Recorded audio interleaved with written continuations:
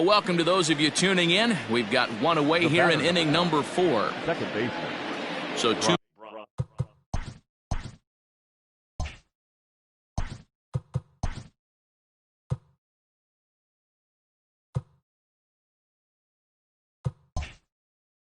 Men are on with one man out, and that'll bring up the power-hitting second baseman Brian Dozier. He's ready. Here's the first offering. This is a situation where the offensive player just needs to do his job. Take inventory, infield back, get you a ground ball somewhere in the infield, preferably off the corners, and get your team a lead. Takes a look at a changeup there, and it's a ball and 2 strikes now.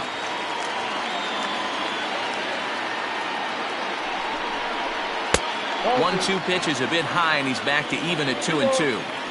Props to the hitter right there for laying off with a guy on third. You want to be aggressive, but you have to get a pitch you can drive. Line drive, and that's a base hit into center field. And the run is in to score from third. Now batting, the catcher, Francisco. Into the box now, Francisco Mejia, as he will look at a first pitch fastball for ball 1.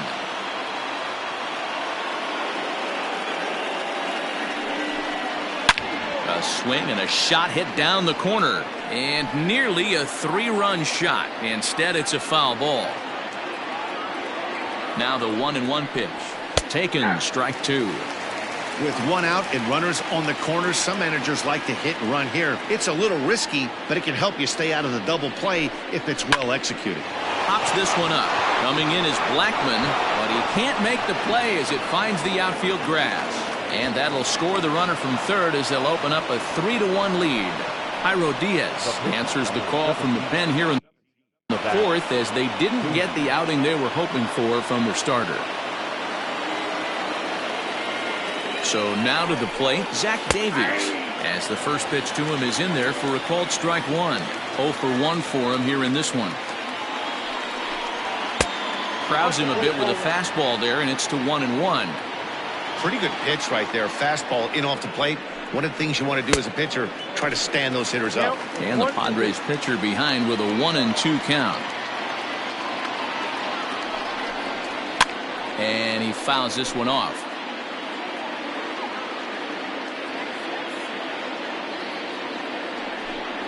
And a swing and a miss as they got him with the slider there. 2 away.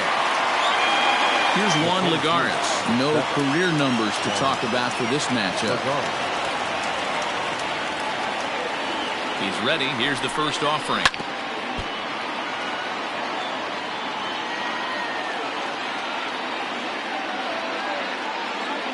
Here's the 0-1 pitch.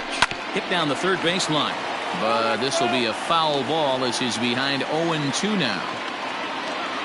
0-2 count and the pitch. On to second for the force out, and the side is retired.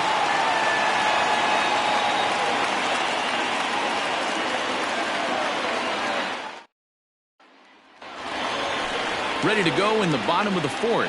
And into bat next, the big-time RBI man, Charlie Blackman.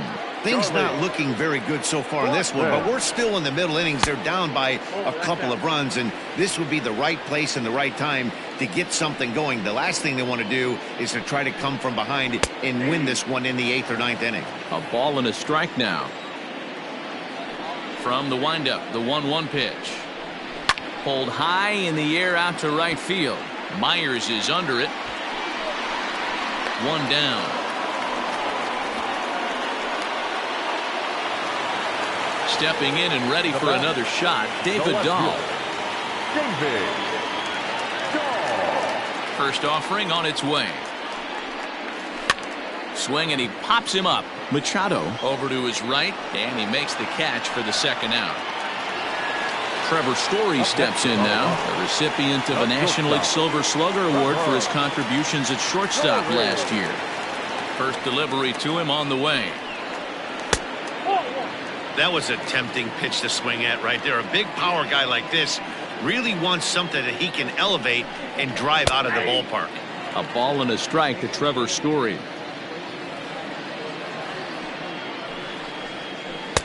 Tries to change up on him there, but it's a ball. 2-1. 2-2.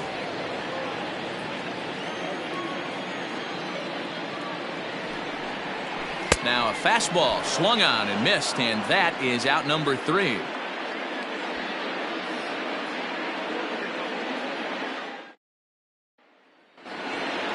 Eric Hosmer to the plate now. He's in to get things going here in inning number 5. The first baseman, Eric Hosmer. First pitch on its way. In there, no balls and a strike. Whew, that was some gas. Triple digits on the radar gun. A ball and a strike to the Padres first baseman. That's a great take right there. Great pitch recognition to let that one go. Opposite-handed, that's coming across the plate. You might think he got a shot to stay inside that one. And he's able to fight this one off, foul to the right, and the count will hold at 1-2.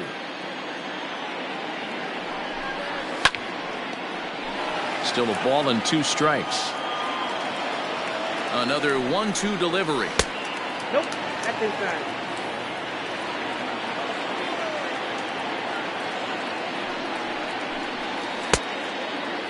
You can certainly tell at bats like this one frustrate the heck out of a pitcher.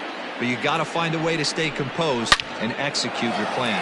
There's a swing and a high deep drive headed for the right field corner. But it bends just foul into the second deck. The next 3-2. 4 foul balls in this AB. Pitcher cannot find anywhere to go to put this guy away. And a good eye here as he takes ball 4, and it's a base on balls to lead off the 5th inning. Now batting, left field, Ready once again, Tommy Pham.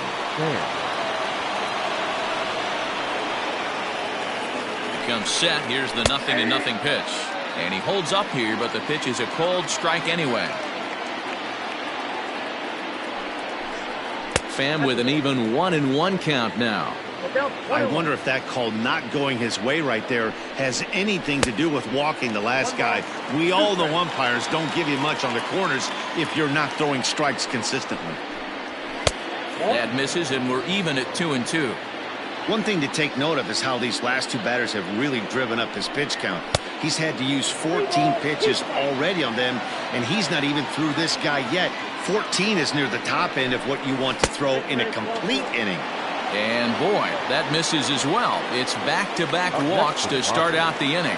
The shortstop, Fernando Tatis Jr. First pitch of the at-bat. Fernando Tatis Jr. is in for the 3rd time now as he takes a ball outside. It's 1-0 from the stretch.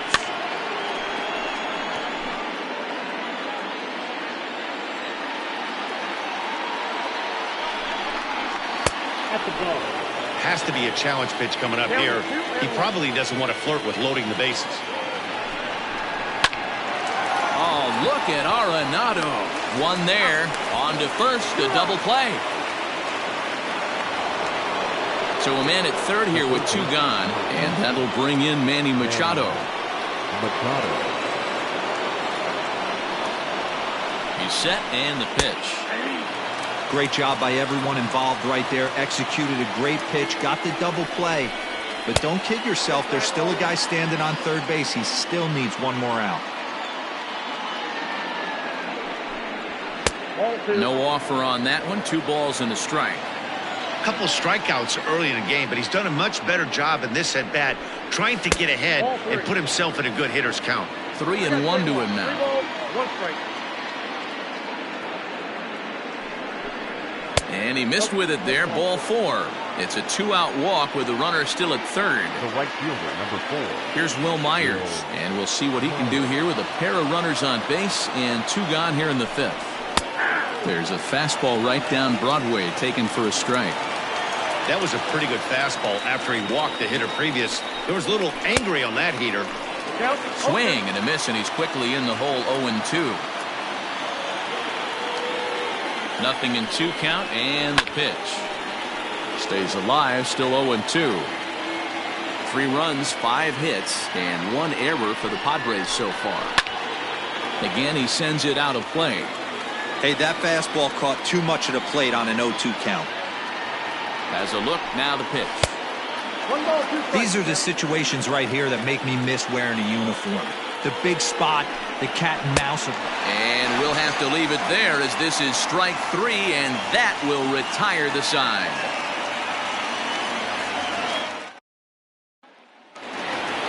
Set now for the bottom of the 5th, and stepping in will be the very fleet-footed Garrett Hampson. Number 1. First pitch coming, here it is. Here's a breaking ball, but it doesn't quite find the strike zone. And that's in there for his strike 1-1.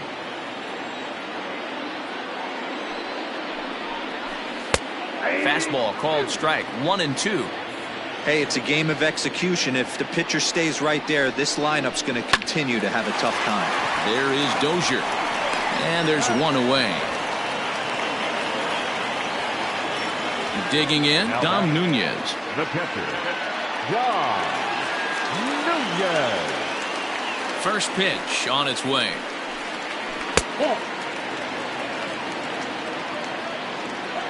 The 1-0.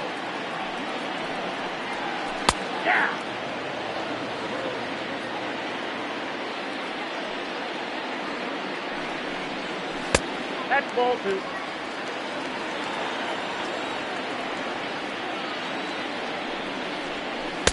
And he misses again, ball 3. Hey, he's had great command all day. Want to see how aggressive he is in the zone with a 3-ball count. And he popped him up over toward the left side of the infield. There to pull it in is Machado, and that's out number 2. Josh Fuentes will get the call to pinch hit here, as we'll see what he can do with 2 out and the base is empty.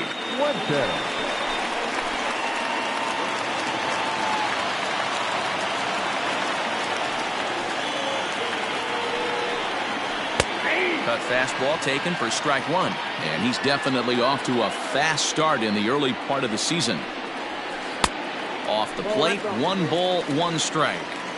Hey, this guy's got to be pretty proud of what he's done so far. It's never easy to pitch on the road, but to have this kind of outing in a ballpark that is notoriously known as being hitter-friendly, it's been a treat to watch. Fastball, and looks like they're pinching him a bit here. It's 3-1. Team's been struggling on offense. Let your D work for you right here. Pound the zone. Full count now, 3-2.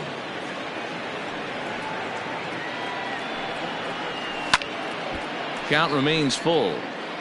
1 run on 3 hits. No errors in the ballgame for the Rockies thus far. Line shot to third, and the side is retired.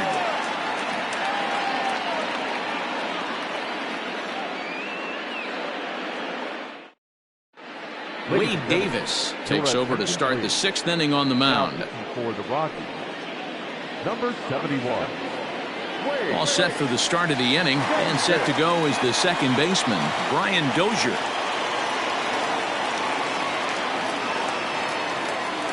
First offering on its way. And a fastball's in there for strike 1.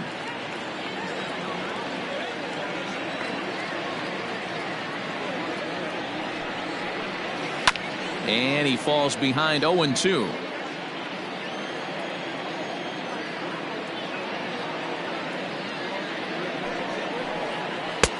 Thought about it, but he holds up on the knuckle curve. 1-2.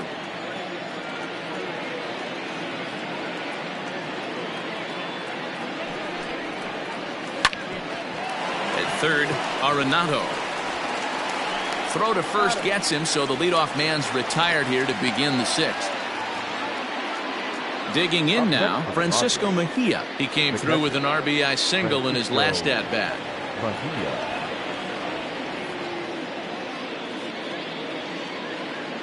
He's set. Here it comes. He'll be fine coming out of the bullpen in this one if he can keep the ball around the knees like that. The 0-1 pitch.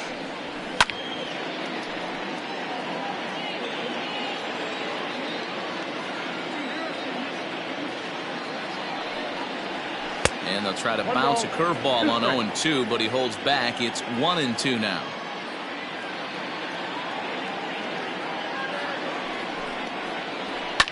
pulled toward right center field. Giving chase is Tapia. He's got it. A nice play there. 2 away.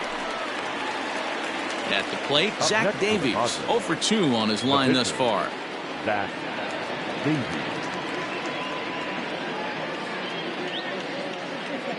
First pitch coming. Here it is.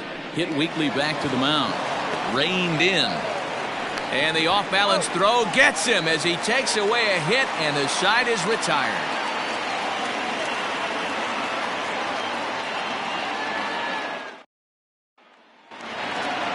Bottom of the inning now, and standing in the outfielder, Raimel Tapia.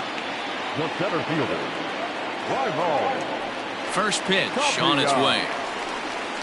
A fastball here as he'll take a look at ball 1, 1-0. After watching that one go by and a ball being called, you could rest it. And he turns this one around high and deep to center field. And he will run this one down, moving to his right, and that's the first out of the inning. Daniel Murphy steps in now. 1 for 2 with a double on the ledger so far. Ready to deliver. Here's the first pitch. Pulls this one into the air out into right field. Myers is there. 2 down. And that'll bring in Nolan Arenado. He's 0 for 2 in the ballgame so far. Here's the first pitch to him. Down and in here. 1 ball, no strikes. Hey, a 2-out walk right here would be the tying run to the plate. Even though it's early on, you got a guy on deck that has a lot of pop. 1 ball, 1 strike to count. The 1-1 home. Waves and misses for strike number 2. Hey, I don't care that pitch didn't light up the radar gun. 89 miles an hour executed 2-seamer is almost unhittable. 2 balls, 2 strikes to Nolan Arenado. A bouncer to the left side. Scooped up. Throw on to first gets him, and the side is retired.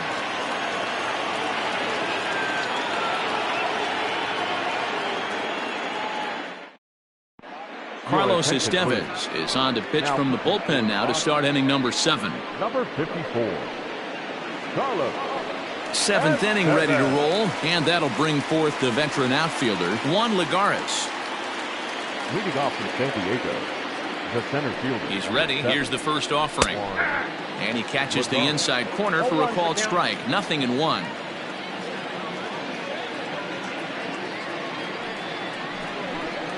1-1 to San Diego's leadoff batter.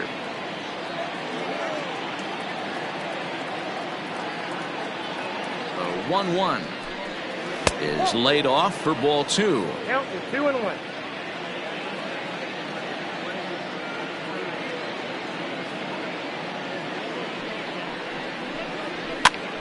This is popped up. Murphy has room in foul territory. He's got it 1 away. First baseman Eric Hosmer is in. It was a walk in his last trip.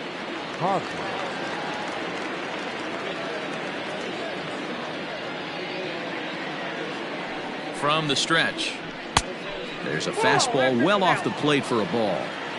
Obviously, the game plan wasn't to let this guy beat you right here.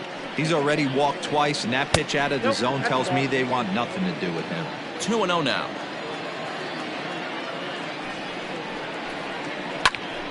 That'll find its way out of play. Still going to have a good hitter's count. 2-1 now. And now a pitch on the way. Sent foul again, and after being way ahead, now it's even at 2-2. You're lucky if you get 1 pitch a night right down the middle. Cannot be late on that fastball. And again, he's unable to keep it fair, but he's putting together quite a battle at the plate.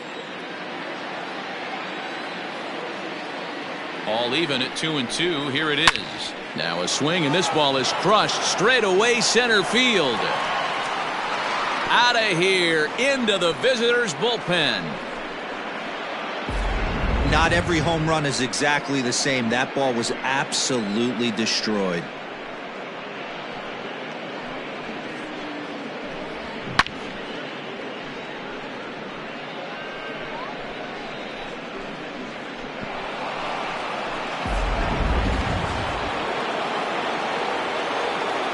Now batting, the left fielder, Tommy Pham. At the plate now, Tommy Pham, as he'll take a look at ball one.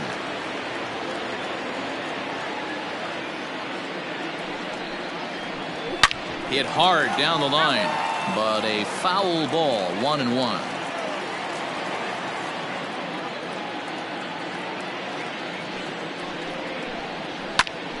And he'll fall behind now to 1-2. It's going to be back to some serious tee work if he can't put that pitch in play right in his wheelhouse. The 1-2.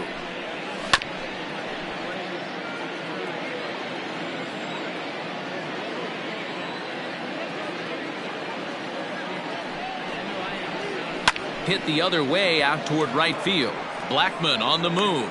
He tracks it down and makes the play to record the second out. Now batting, shortstop, 2 outs now in the San Diego seventh, and that'll bring up Fernando Tatis Jr. From the stretch, here's the pitch. Now the fastball is swung on and missed. Hey, not too often we see this hitter come outside his game plan, outside the zone, but that pitch was just so tempting. Throw to Murphy, he'll take care of him, and that'll end the inning. for the traditional 7th-inning stretch.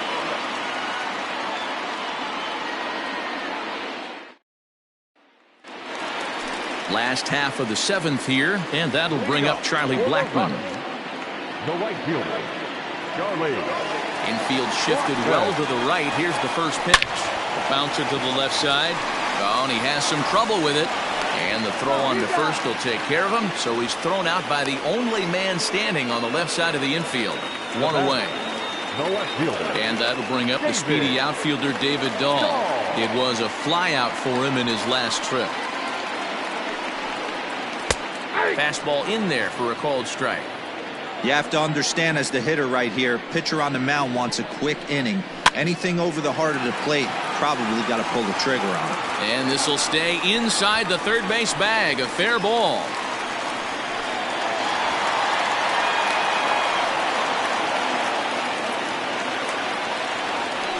Now batting, shortstop, Trevor.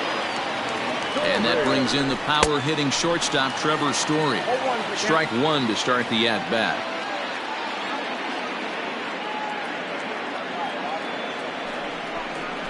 Nope. And he lays off for ball one. Hey, this is a real pesky hitter right here. As a pitcher, you really like to keep this guy off the bases. This is a guy that kind of sets the tables for big innings. 1-2 now as that one's fouled off.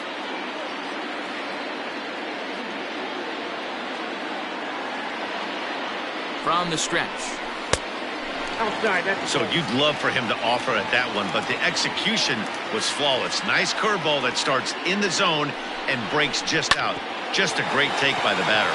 Hit hard up the middle, and that's through into center field. Base hit. And the run will score from second as it's back to just a two-run ball game now. Now batting, number one.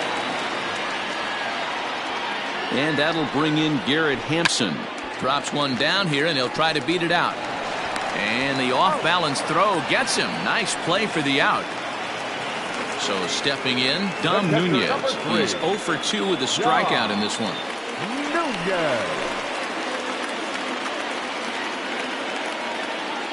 First pitch coming. Here it is. Ball. Story at second with 2 down.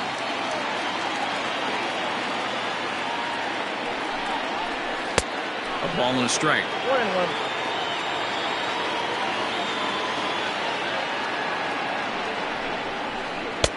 No offer on that one. 2 balls and a strike. Watching him on the mound right now, I think he's just having trouble throwing strikes to this guy. Up only 2 runs. I don't think he's working around him. 2-2 to the Colorado catcher. 2-2.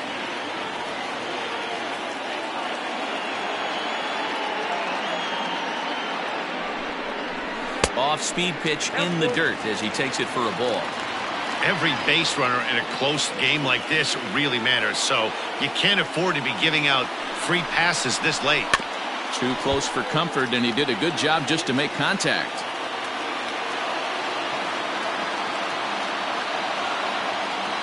He'll try it again. 3-2. Swing and a miss, and that ends the inning.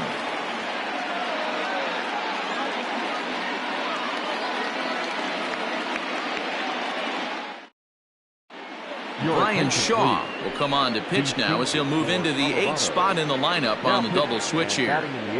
Tony Walters is into the ball game as well as he'll slide into the pitcher's spot, hitting 9th now on the double switch. Batting 9, number 14, Tony Walters. He comes set. Here's the 0-0 pitch. Manny Machado is in to start things off as he looks at a ball to start the inning. 1-0. And now a pitch on the way. And a strike to even the count. 1-1. Shaw was known as a short relief specialist, a guy who came in, got 1 or 2 big outs, but with the new pace of play rules, they're forcing a change for this right-hander.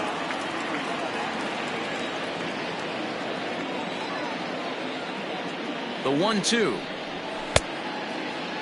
Tried to hold up there. Appeal down to first and no swing. It's ball 2. He's set. Here's the 2-2. And just when you needed a shutdown inning, a leadoff walk was certainly not on the agenda. He needs to bear down right here. And a good take there will net him a base runner as it's ball 4 now to start the 8th inning. Now batting. So here's Will Myers, 2 for 3 with a double on his line so far.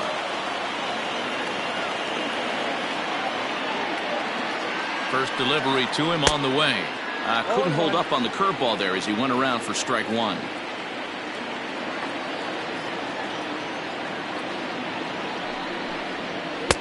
Off the plate, 1 ball, 1 strike.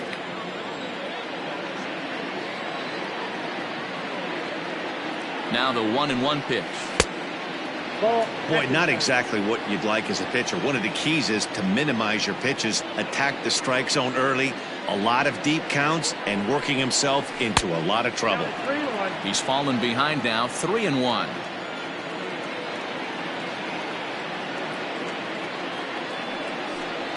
And he lays off there, ball 4. So back-to-back walks have him in business here with nobody out. Now batting. So it's first and second now. Nobody out. And that'll bring up the power-hitting second baseman, Brian Dozier. He's set and the pitch. Awesome execution right there. Great pitcher's pitch and an excellent job to get ahead in a tough spot.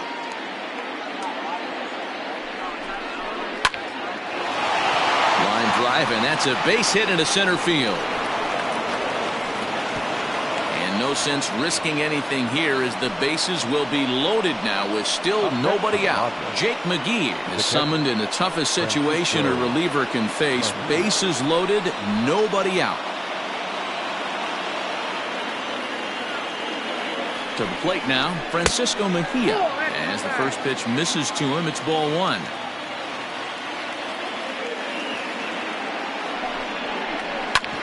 That evens it up 1-1. Getting late, 4-2 our score as we play the 8th inning.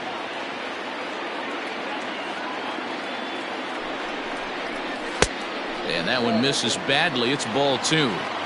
It often becomes harder to hit the zone when the pressure starts to heat up. Shin high fastball that time, ball 3. 3 balls, 1 strike. And this is down at the knees, but called a strike. Wow, it's 3-2 now. Now the payoff pitch home. And that misses. Ball 4. A run will come in to score. Jurickson Profar will get the call here as he'll hit for the pitcher.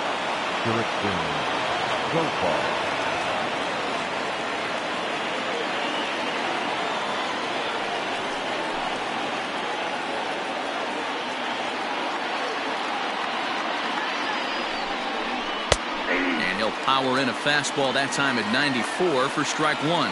And with every base occupied, a big hit here could really put this one out of reach. Now this is slowly hit to short, probably too slowly to get to. And that didn't work out too well as the pinch hitter comes on to bounce into a double play. At the plate, Juan Lagares. His last at-bat didn't go his way as he popped out in foul territory. Yeah, Matt, he's got to make an adjustment right here. His swing definitely broke down, dropped his back shoulder, and thus the result was a terrible pop-up foul. The 0-1 delivery.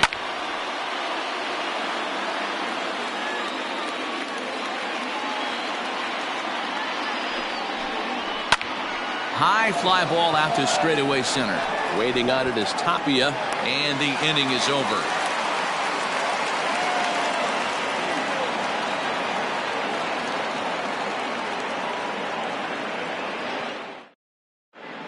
Drew Pomeranz is on to pitch out of the bullpen in the bottom half of the 8th. Number 15.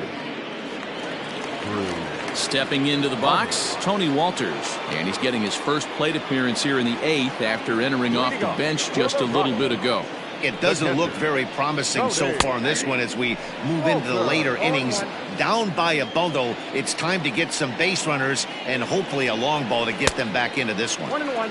No swing on the knuckle curve, even at 1-1. And able to lay off the fastball away here. 2-1 now. And oh, he's really given some leeway on the outside edge here. 2-2 now.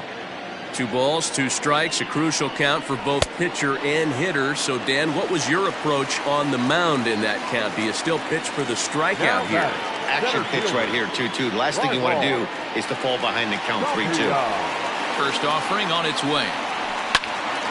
Bases are empty, 1 man out. A ball and a strike to Colorado's leadoff batter.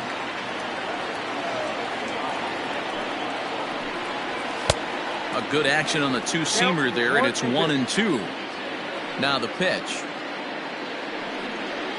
And he strikes him out as well. So make it back-to-back punch-outs here to the first 2 men he faces out of the bullpen. Now the pitch. 0-1 the count. Here's the pitch. Another one fouled off, and he's quickly behind 0-2.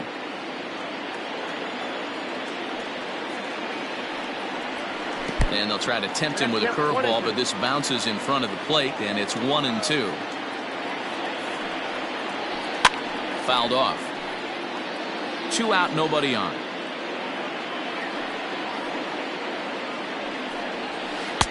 And he lays off a pitch outside as they draw even at 2-2. Man, this guy's a grinder. Fouls off good pitches and doesn't seem to swing at the ones just off the corner. This guy's a pitcher's nightmare. And Machado will make the catch here, and that ends the inning.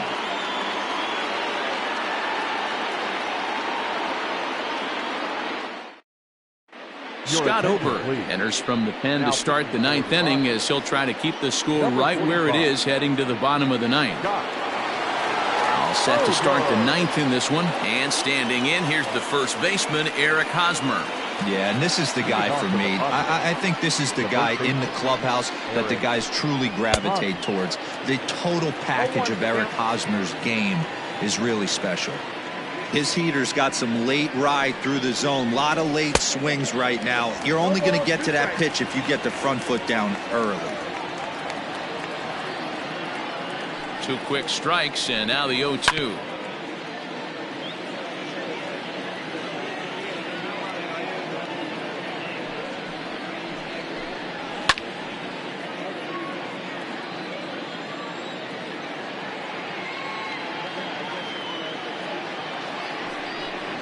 And a swing and a miss. Good pitch there for the first out here in the 9th.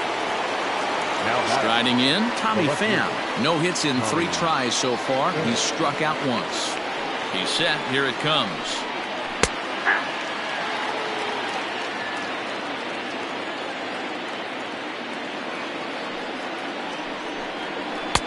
Just behind the fastball there. 2 strikes now.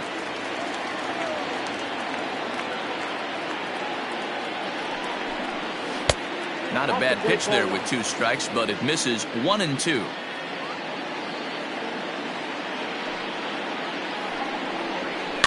Still hanging with him. Another good swing to keep it going. 1 out, nobody on. 2-2. Wow, that was a close pitch on 1-2. The count's now in 2-2, but boy, that one very easily could have been called strike 3. Really close pitch. And he strikes him out as well. So make it back-to-back punch-outs here to the first 2 men he faces out of the bullpen. Fernando Tatis Jr. Now the pitch. Fernando Tatis Jr. is at the plate as he looks at ball 1.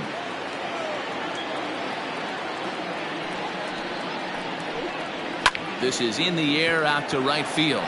Blackman's after it. He gets there to make the catch, and that ends the inning.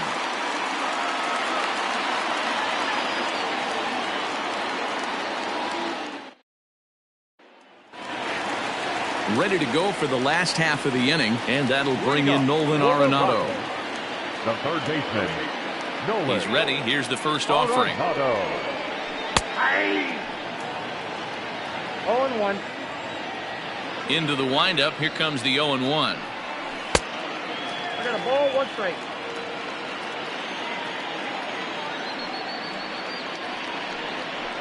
Whoa, that's down. Hey, after those 2 breaking balls missed, you have to be sitting on a fastball right here. Fastball taken, but that gets the zone for a strike.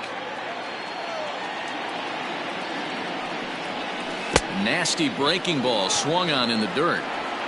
And he makes the throw to first. Arenado is retired, and there's 1 away.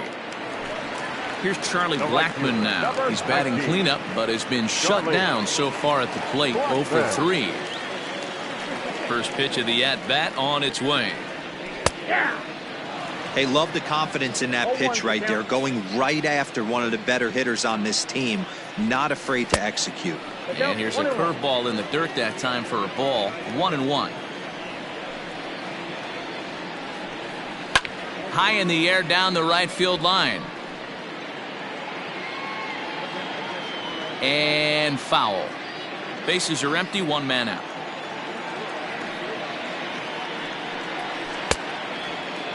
Started to chase there. They'll appeal it down to third, and no swing. It's ball 2. Here is a ground ball now for the shortstop to the right of second. On to first, and the Rockies are now down to their final out of the game. David Dahl to the plate now, and he needs to make something happen. They're down to their final out here in the 9th. In there for strike 1. Bases are empty here with 2 men out. And that's taken for strike 2, as now they're down to their final strike here this afternoon. Swing and a miss. He struck him out, and that'll do it here as the ball game is over. Hey, it's hard to win games at any point, but to win games on the road, especially in this ballpark, so they are very happy with this win. 6-2 the final total today. The Padres took the lead in the 4th and held on until the end. Zach Davies gets the win on the mound, his first of the year. Jeff Hoffman couldn't escape the 4th inning as he slapped with the loss. So that's a wrap for us in this one. Mark DeRosa, Dan Plesac, Heidi Watney, Matt Vasgersian, we all thank you for watching Major League Baseball on MLB Network. See you next time.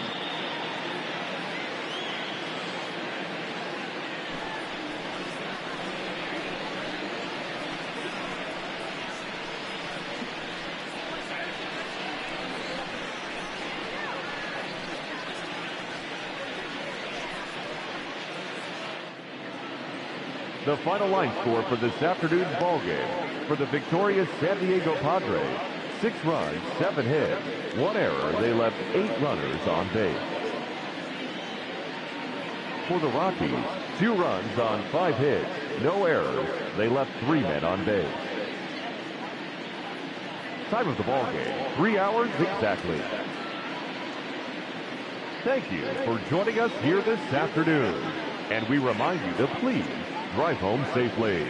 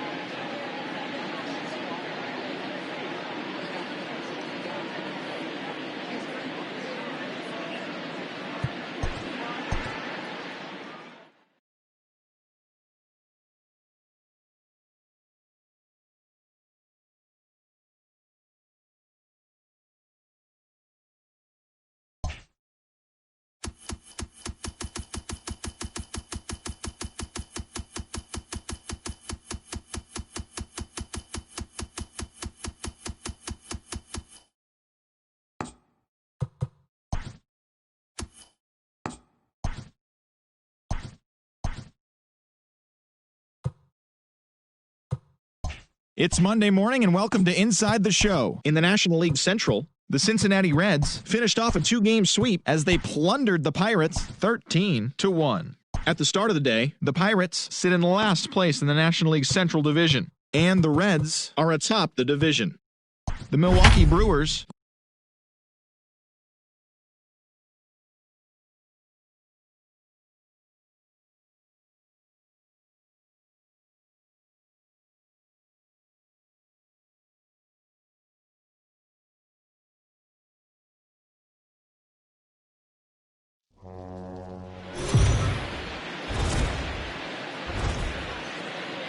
It figures to be a wet one, but we'll have baseball for you on MLB Network nonetheless. Tonight it's the first of 4 between the Chicago Cubs and the Pittsburgh Pirates.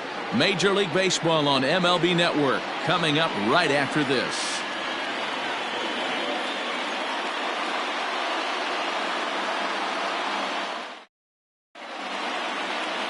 Mitch Keller is the man on the mound for the Pirates in this contest. What do you have for us on him, Danny? Well, Matt, you hate to go into game thinking that you're going to have to get the bullpen involved, but you may have to with this guy on the mound. He's not known for going very deep into games. Very rarely does he go 6 innings or more, so this very well could be one of those Johnny Holstaff days. Here's Javier Baez, and we are set for baseball here this evening. Javier Baez. Here's the pitch. Start of a 4-game set as the game's first pitch misses for ball 1. Dero, Dan, we look at this Pirates ball club as they enter play here tonight. It was another loss for them last time out, and that makes them 2-8 over their last 10 games. Yeah, Matty V, and you know what, Dero, it hasn't been a very good homestand so far. They dropped the first 3 games. They open up a new series here, and they'd like nothing more than to get into the win column to get that first win of this homestand. Yeah, hopefully they were able to shower off that last series. A whole new ball game, new team comes in, new problems, new opportunities. Let's see what they do today. Polanco is there to put it away for out number 1. The right fielder, Jason Hayward. Here's Jason Hayward now. He appeared as a pinch hitter in yesterday's contest.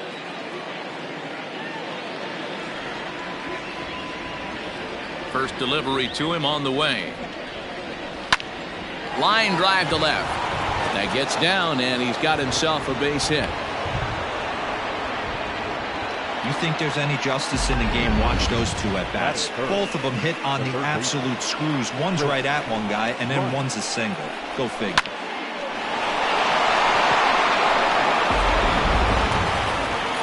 Digging in next will be Chris Bryant, and he's looking to get it going. Off to a bit of a slow start this year.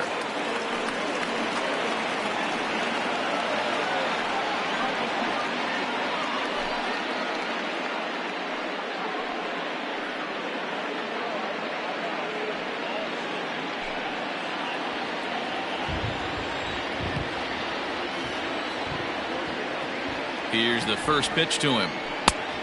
Oh, that's out.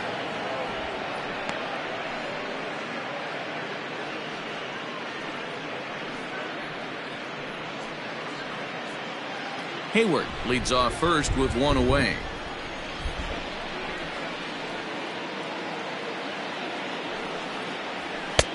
Ball 2 now. Coming down in buckets. Cats and dogs. Insert metaphor here, and the forecast is not showing any signs of relief. You know, one of the big issues is player safety, and right now this field is getting sloppy wet, Matt, and I don't know how much more rain this field can take. 3-0 to him now.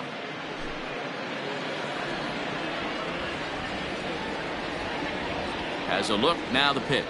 And he lays off here. A nice job. It's ball 4. First and second now with 1 away. Batting 4, the catcher, number 40, Wilson. So runners at first and second here with 1 away. And Wilson Contreras digs in at the plate.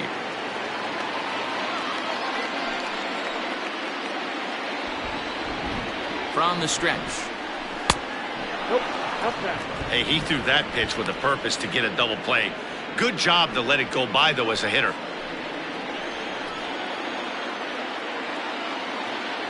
The 1-0. High in the air out to center field. Reynolds is there. 2 gone.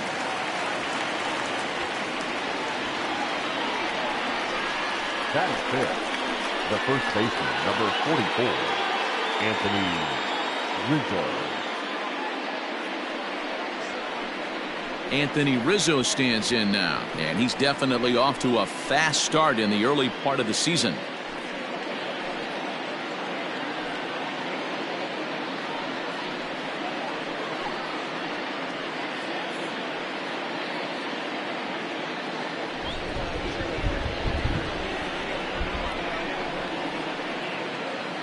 From the stretch, and he starts him out with a strike on the outer half.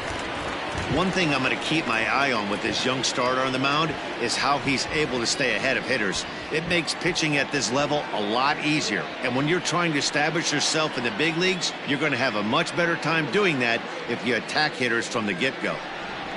2 down, runners at first and second.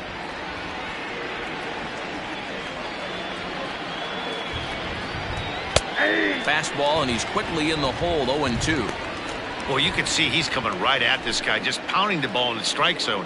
He certainly has the advantage now. This guy hasn't even swung the bat yet. A pause, and the 0-2.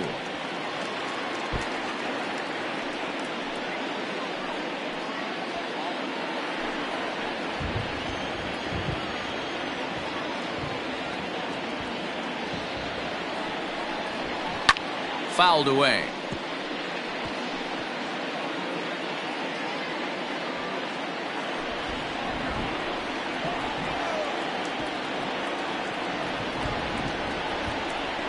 Breaking pitch, and this bounces in front of the catcher. He didn't look overly fooled right there because a lot of pitchers will go to the breaking stuff 0-2, but he certainly looked ready for a breaker on that pitch.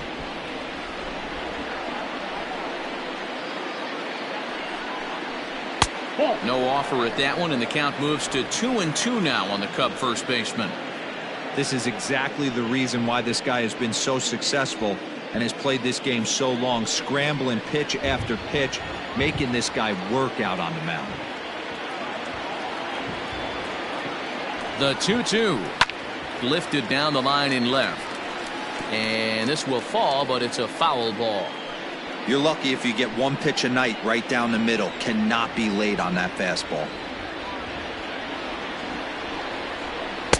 Off speed pitch, just missed inside. He's definitely going to want to get greedy in his own, and he's obviously seeing the ball well, or he would have swung at that pitch. Sometimes in these long epic at bats, you start to get into swing mode. He's set. The 3-2 pulled toward right center field. Center fielder on the run. He's there to make the play, and that'll retire the side.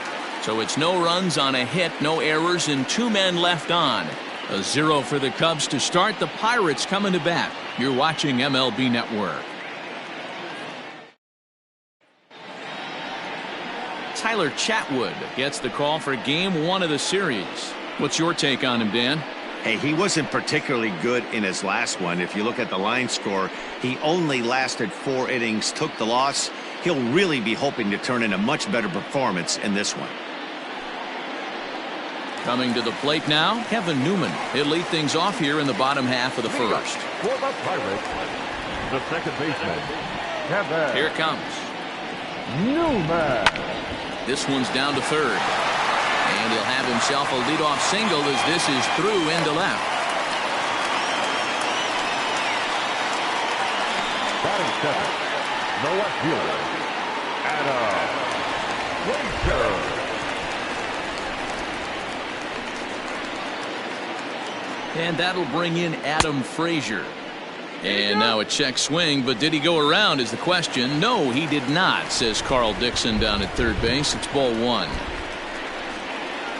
The 1-0 is a fastball taken high for a ball. Well, guys, as we look at the Cubs coming into play here tonight, they've come in losers of 7 of their last 10 games, but did earn the victory last time out.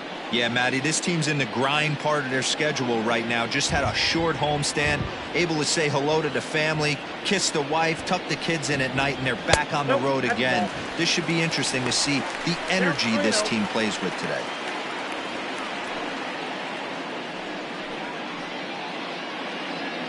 Nobody out, runner on first.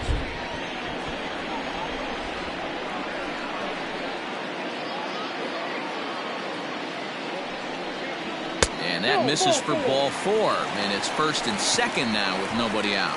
Always tough to issue a free pass, but especially troublesome when you give up a single right before that to start the inning. We'll see if he can figure out a way to wiggle out of this.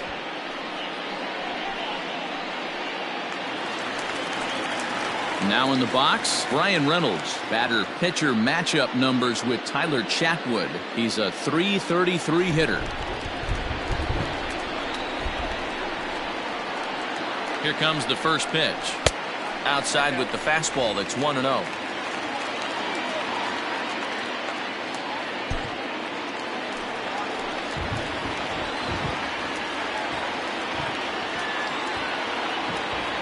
From the stretch. Hey, it looks like this guy's going to work in the upper part of the strike zone. It'll be interesting to see if this lineup can adjust to the way he pitches.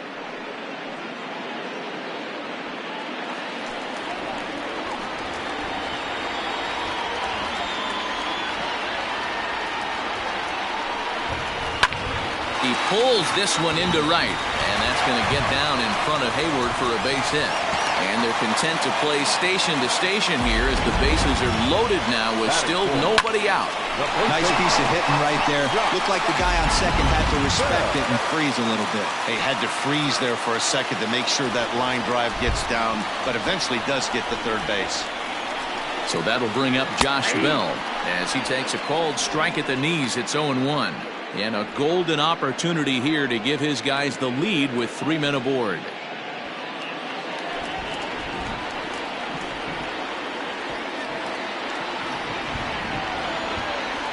Set with the 0-1. Line to the right side. And that's a fair ball heading out toward the 320 sign in right. 1 run is scored. And the second run will score as that makes it a 2-0 ball game. Hey, not hit all that hard, D-roll. He muscled it out there for a 2 RBI base hit. Yeah, I don't care, Dan. Lawn dart, off the end of the bat, jam sandwich, doesn't matter. Found himself some green grass and gets 2 ribbies. In now, Colin Moran. As he'll pop this one foul off to the left and out of play. And he's definitely off to a fast start in the early part of the season.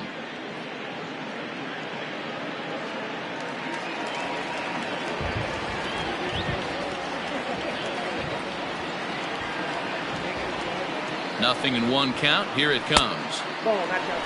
This inning hasn't gone the way he wanted it to, but it's not a total disaster yet. Sometimes pitching is about damage control, so if he can strand these guys out there, that would be pretty huge.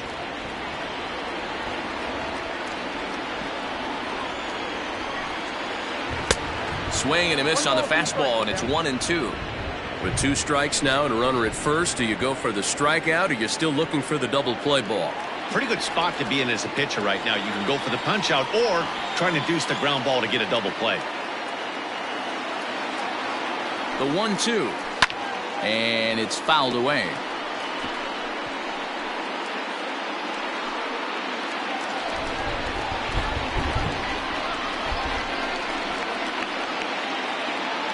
Now another 1-2.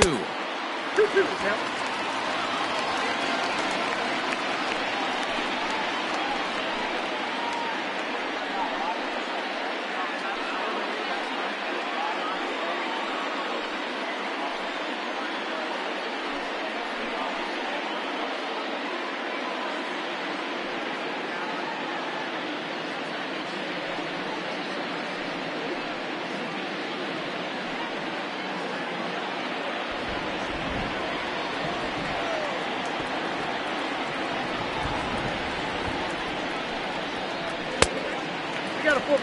Having a hard time putting this hitter away here, and when I was looking at the tape on him from his last start, this is what I saw a lot of.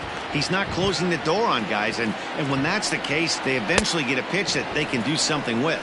Swing and a miss, and that's a much needed first out there. I really liked it. He gave up nibbling out of the zone trying to get him to chase. That wasn't working, so he just reached back and fired a good old country hardball fastball right by him. No better feeling in the world when you're a pitcher than throwing a fastball right by a guy. Here's Gregory Polanco as the first pitch to him is off the plate for a ball, 1-0. And they're runners at the corners now.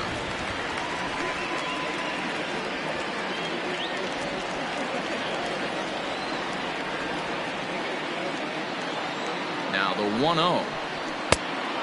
2-0. Pretty good pitch right there. Fastball in off the plate. One of the things you want to do as a pitcher, try to stand those hitters up.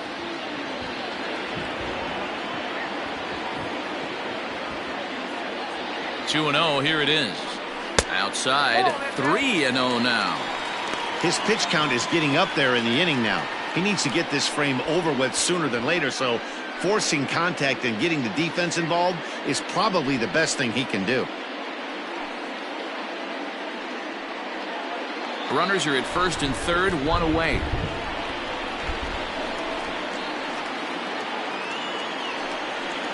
And he misses with it, ball 4, so that'll load the bases, and now he's really going to need to get a ground ball.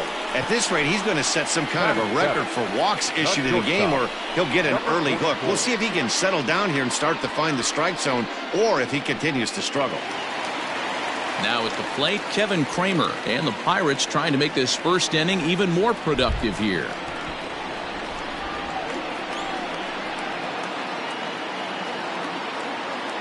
From the belt, the pitch. And there's a strike right down the heart of the plate, 0-1. So important getting ahead with the bases loaded. Already a difficult situation, so you don't want to make it any harder by falling behind in the count. 0-1 count. Here's the pitch. Swung on and missed. That strike 2.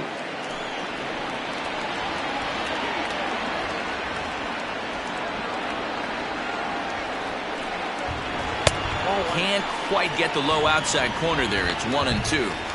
Hey, this is a monster strikeout situation right here. The double play would be great in this situation, but I know he's going for the K. You get a 1-2 count on a guy, he's going to throw his nastiest stuff.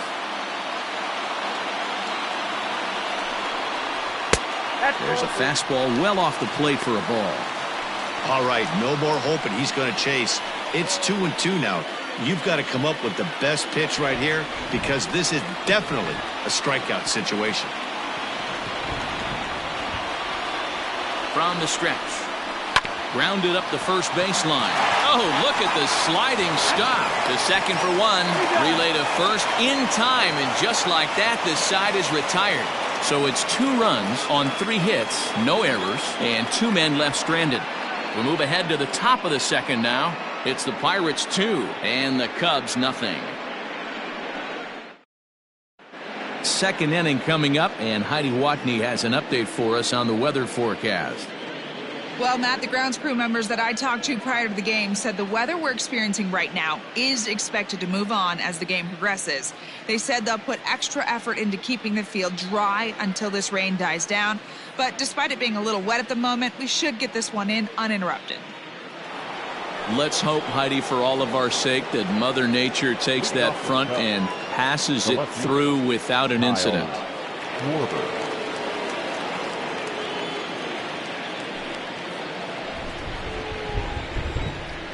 Infield in the overshift here. Now the pitch.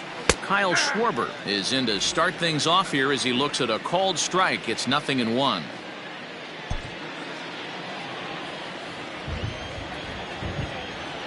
The windup and the 0-1. Now a fastball gets the upper part of the zone for strike 2. Yeah, I get it. They want to run this guy's pitch count up, but that was a pretty good pitch to hit. He might be kicking himself that he didn't swing at that one. And smart to lay off there as the fastball misses. It's 1-2 now.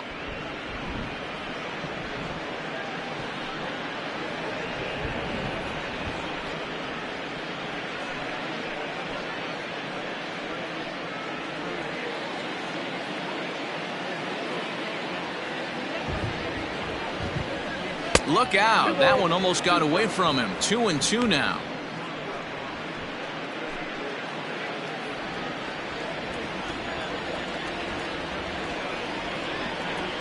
And a changeup swung on and missed for the first out.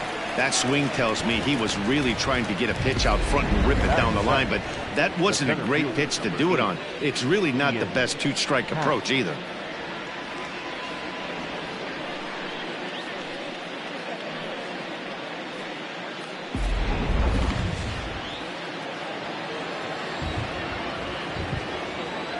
And that'll bring in the Pittsburgh area native Ian Happ.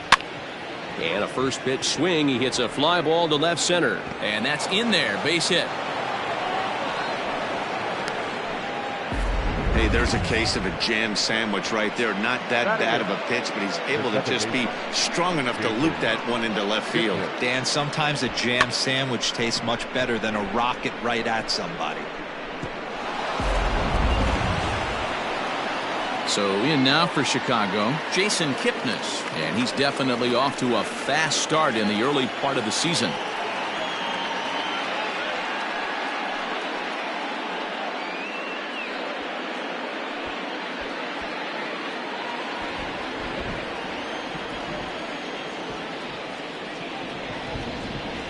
First pitch coming. Here it is. Ball one, no strike. Runner at first here, one man out.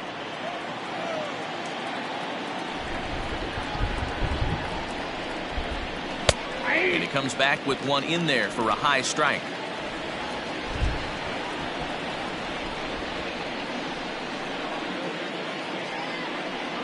Breaking ball. That's in the dirt as he takes a ball.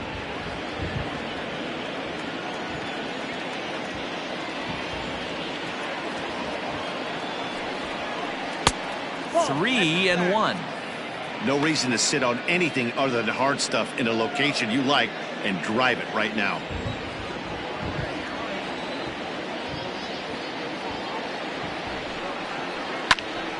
Tried to crush that ball and now perhaps needs to shorten up with 2 strikes.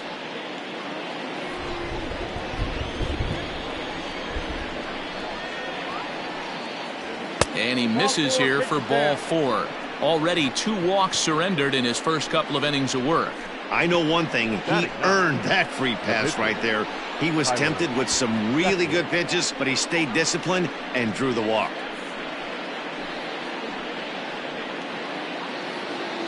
The pitcher, Tyler Chatwood, steps up to the plate in a sacrifice situation, so let's see if that is indeed on right here. Ready with the first pitch. Here it comes. And now a bunt attempt here as he gets this one down. And you can't ask for much more out of a pitcher than that. The sacrifice works to perfection.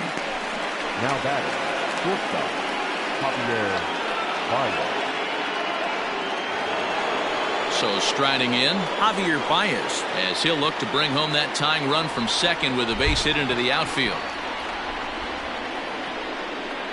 From the stretch, here's the pitch. Nope, ball one. Hey, this dude's clearly capable of clearing the bases with one swing. So I think the approach to this guy is try to keep the ball off the plate. See if they can get him to chase something. The 1-0. That one's going to find the seats. Strike 1.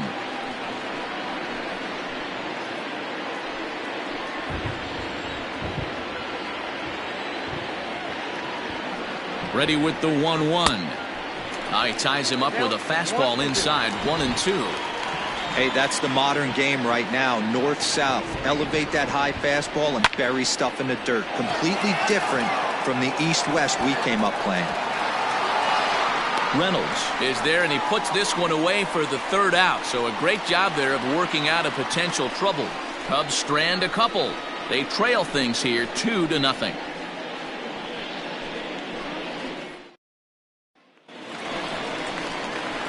Jacob Stallings will be the next hitter. He'll start us out here in the home half of the second. One of the keys to securing a win, they want to keep the pressure on and try to build that lead as much as they can moving into the later innings. First offering on its way. A fastball off the plate away. It's ball 1.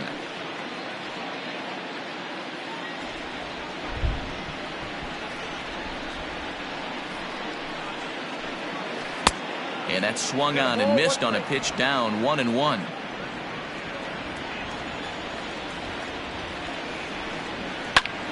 Now here's one hit in the air to the right side. And nope, this one falls, so he'll get another shot. Lucky he got a piece right there. He was definitely late on that pitch after seeing a previous off-speed pitch. Breaking ball swung on in the dirt. He'll throw down to first. 1 away.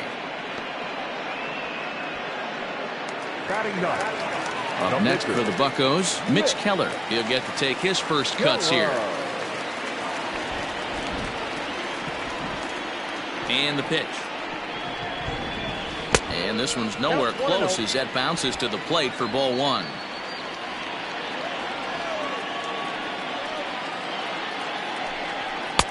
And he misses again, 2-0. Can't fall behind against the pitcher. Need to minimize pitch count against the easy outs, and this is certainly one of them.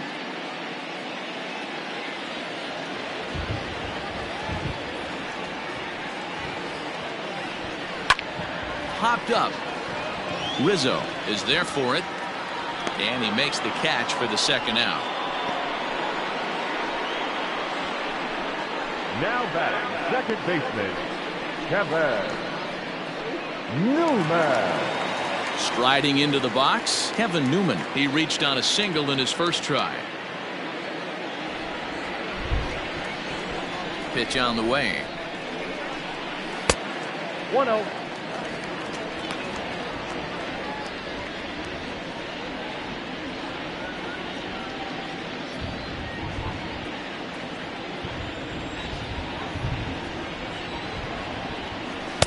Now it's 2-0. Newman is really a well-balanced hitter. That doesn't seem to matter whether he's facing a right-hander or a lefty. He makes a lot of loud contact either way, which is quite rare in today's game. Yeah, you can tell this guy really pays attention, puts time in the cage. Well, the play's been made, and that retires the side. Some of our nation's young minds and future leaders here in attendance. Yikes. Don't touch that remote. More on MLB Network right after this.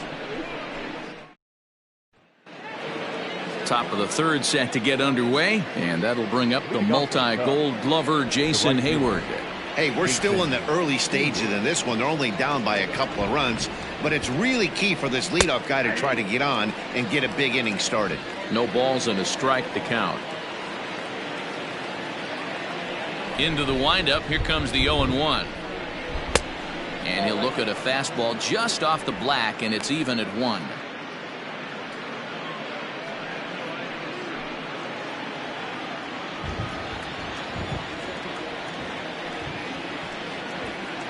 Nope. 2-1. You got 2 balls, 1 strike.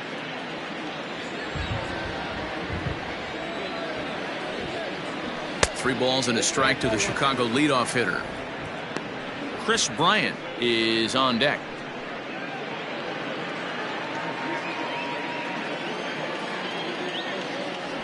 The 3-1 pitch.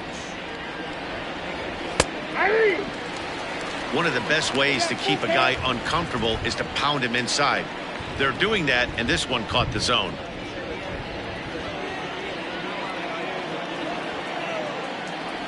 Now the 3-2 pitch.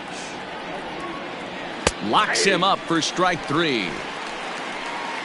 Well, that call looked like it was a little in the pitcher's favor, but it wasn't outrageous. Hey, listen, calling balls and strikes is a really tough job, and even the best are going to miss some from time to time, especially when they're sort of borderline like that last one. Not sure the hitter would want to hear that, though.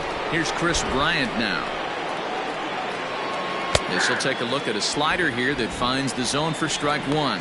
He drew a base on balls his first time up.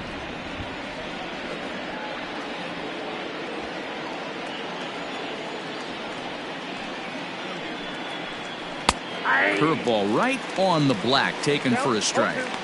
He's attacking this hitter a lot more aggressively than he did the first time when he faced him and issued a walk, coming right after him here. On its way, the 0-2 pitch. And he fouls this one off. Not surprised he's laid on a heater right there. Just saw an off-speed pitch. Wanted to stay back a little bit too long. The next 0-2. Swing and a screamer, but this one's not going to stay fair. 1 out, nobody on.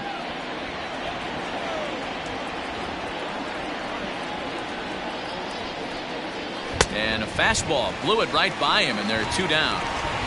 No better way to minimize the potential damage a cleanup hitter can do than to strike out both guys in front of him. Always a confidence boost when you can sit down the guys at the top of the lineup.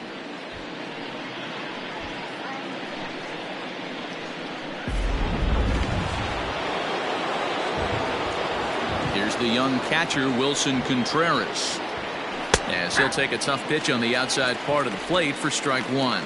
Contreras, a 27-year-old. He's a 5-year vet at the major league level. Breaking ball below the zone. That's ball one. Hey, a 2-out walk right here would be the tying run to the plate. Even though it's early on, you got a guy on deck that has a lot of pop. 50th pitch of the game on its way.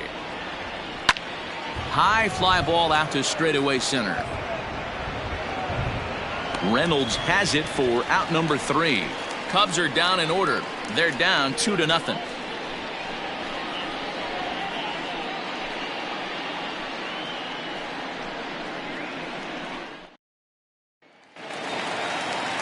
Now at the plate, Adam Frazier, as we move on to the bottom of inning number 3. Left fielder, Adam Frazier. First pitch of the at-bat. There's a good breaking ball as it gets the bottom of the zone.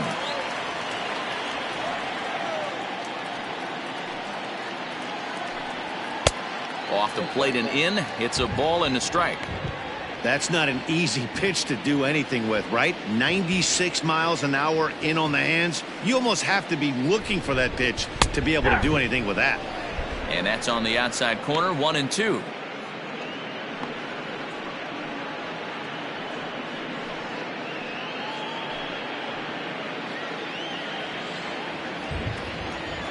Pitch on the way. I got to count 2-2.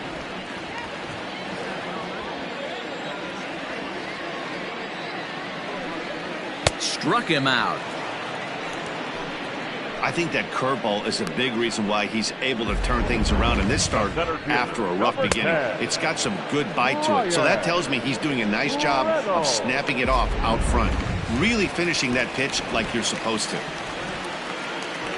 Standing in now, Brian Reynolds. And a swing from him yields a foul pop out of play to the right.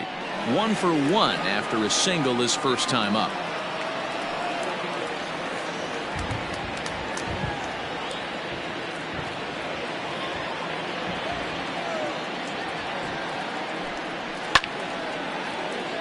Behind 0-2 now.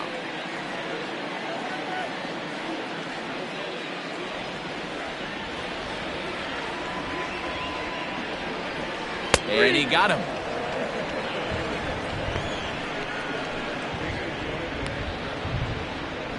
The first baseman, number 55. Josh Bell the next to hit.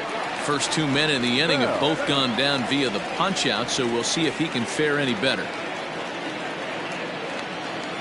And the pitch. Hey! 2 out, nobody on. 0-2 now as a curveball drops in there for a strike. Bell, a 27-year-old. He was taken in the second round back in 2011. Yeah, Matty, they certainly got it right when they drafted this guy. He has turned himself into an absolute superstar. Everybody knows this guy's name, and kids are buying his jerseys. Now here's the pitch. And just a masterful job of pitching here as he strikes out the side in order. Down in order go the Pirates as they're unable to add to their 2-0 lead.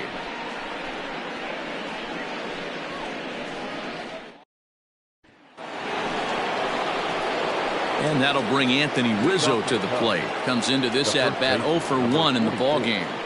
Anthony Rizzo.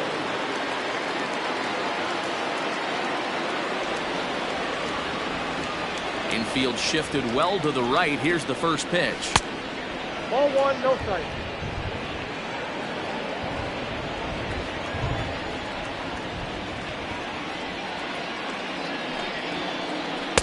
And he won't bite at that one either. It's 2-0. Hey, always a good idea to take a couple of pitches when you're facing a young arm like this one. And now he's put himself in a real good hitter's count.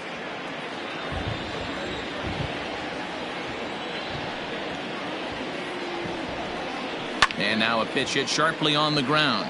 But this will get foul. 2-1.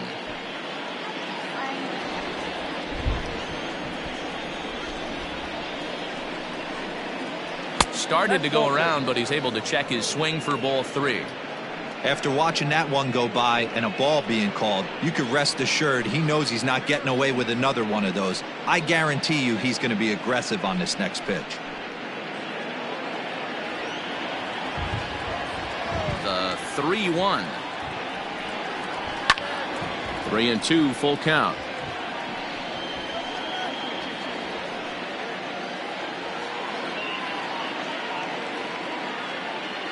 Into the windup, ready with the payoff pitch. Full count still. It's going to be back to some serious tee work if he can't put that pitch in play right in his wheelhouse. Another payoff pitch. And he lays off there, ball 4. So the leadoff man is on here to begin stanza number 4. Well, they haven't been able to scratch a run across yet, so maybe this walk will jumpstart their offense a little bit. The next Cub up, Kyle Schwarber. He looked to bounce back after striking out his last time up. Yeah, but it was a good changeup, Matty. Good arm action on that pitch. Look for him to try and stay back a little bit more. Let the ball get a little deeper. Don't be shocked if this pitcher tries to rush a heater right here. No runs, 2 hits, no errors so far for the Cubbies. No plate discipline that time, and he's in the hole now, 0-2. Welcome to my world right here, batter. I've seen this 0-2 count way too many times. Hittable pitch in the middle of the zone, you take one.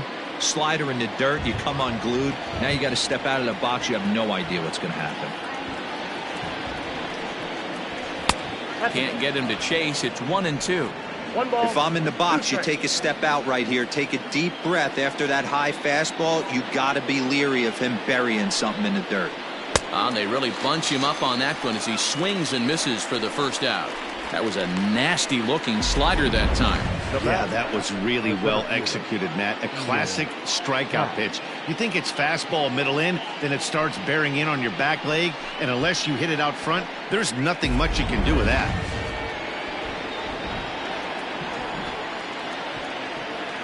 Into the box, Ian Happ, as he swings and misses at a first pitch fastball, 0-1.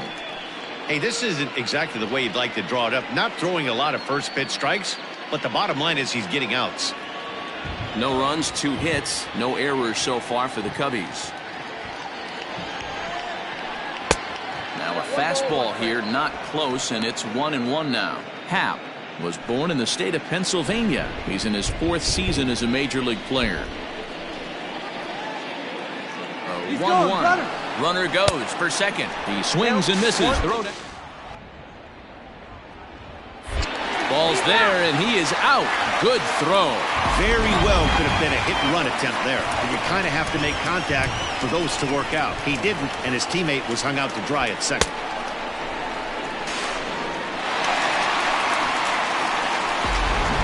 Bases are empty here with 2 men out.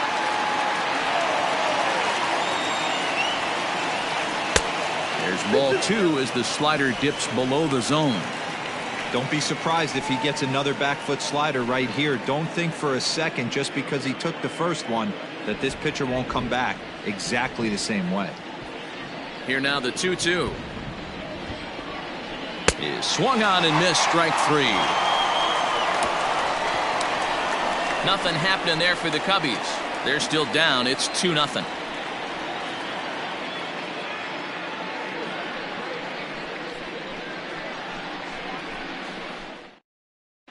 Just about set to go for the last of the 4th. But before we do that, here's Heidi Watney. Well, Matt, I talked with Pittsburgh's manager during the inning break about the Pirates' offensive production to this point.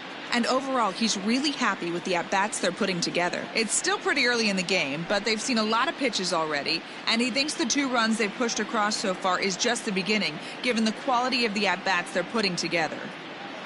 All right, thanks, Heidi.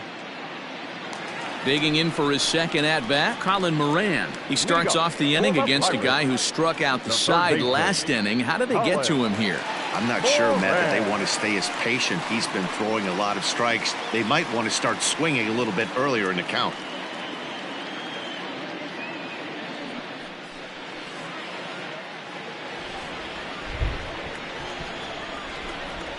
First pitch of the at-bat on its way. Swinging a hard hit ball down the line in right. And that one skips up over the wall for a ground rule double.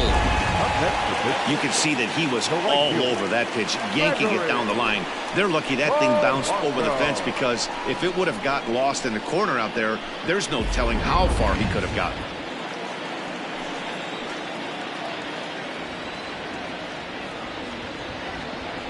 So now to the plate, Gregory Polanco. He swings and hits it foul off to the right and out of play. Runner in scoring position here already following the ground rule double.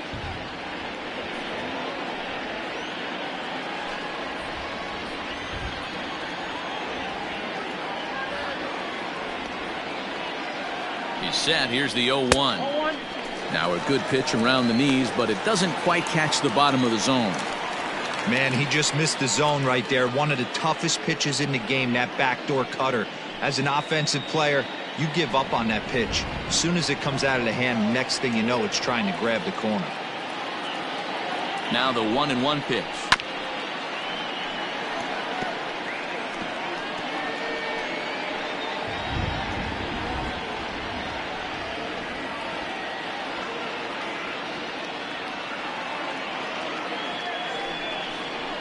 Ball 2.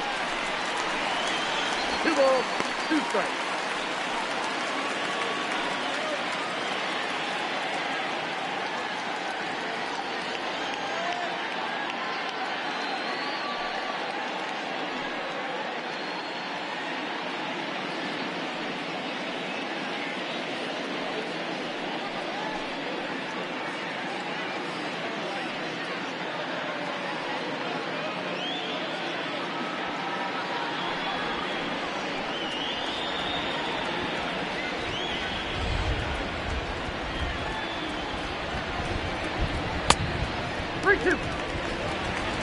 Kevin Kramer will be next.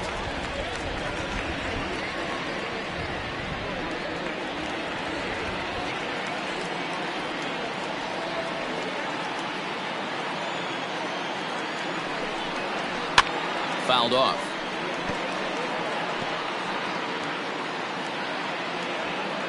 Making him sweat out there. The 7th pitch coming up. Got him. Big curveball for the strikeout there, and that came after an absolute missile of a fastball. Even if you recognize the breaking ball out of the pitcher's hand, it's so hard for hitters to sit back long enough after they've seen a really good fastball. Only the best can keep their hands back on those.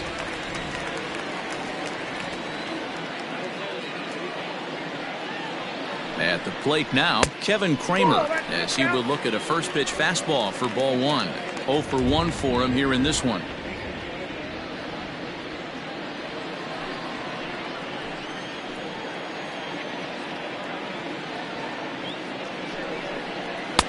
Just a bit high with the fastball, but didn't get the call.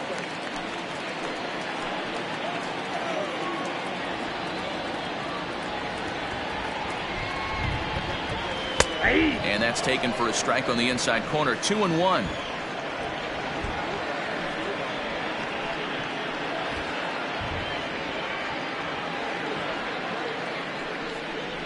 (3-1) the count to the Pirates shortstop.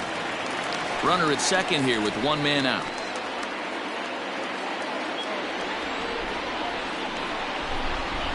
This is on the ground over to first. Rizzo is there. Only play will be to the pitcher covering, and the runner will advance to third now. Well executed two-seamer on the outside corner that time, and that's what you'll get a lot of with that pitch. He rolled right over it.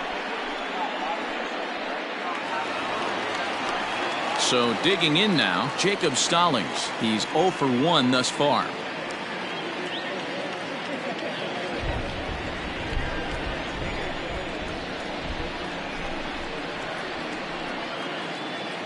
He comes set. Here's the 0-0 pitch.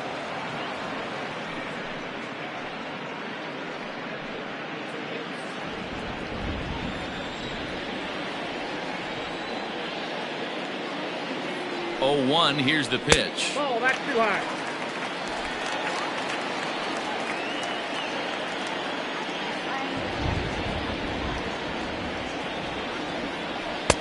Oh, that's out.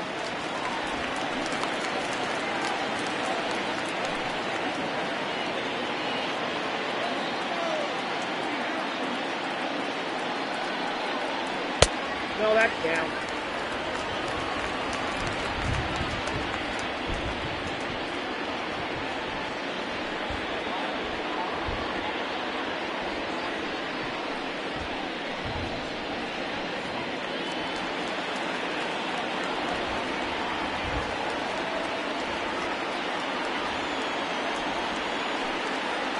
There's ball four. Ball four. That walk is going to feel a little extra frustrating for this pitcher. Not only do you never really want to walk the number 8 hitter, but it's also going to let the pitcher hit this inning instead of forcing him to lead off the next one.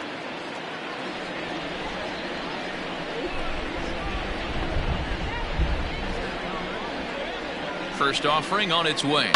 Here's a looping fly ball out to right. Hayward is there, and he puts this one away for the third out. So a great job there of working out a potential trouble. Pirates strand a couple, but they hold a 2-0 lead. And welcome back to Pittsburgh as we check in on the field with Heidi. Thanks, Matt. In between innings, I was able to catch up with the manager of the Cubs to discuss his thoughts on his lineup so far. And flat out, he was very pleased with the quality of their at-bats. They've already worked out 3 walks, so he feels as though that kind of willingness to let the opposition work themselves into trouble will continue to result in good things for them on the scoreboard. Thank you, Heidi. In is the second baseman, Jason Kipnis. The second baseman, Jason Kipnis.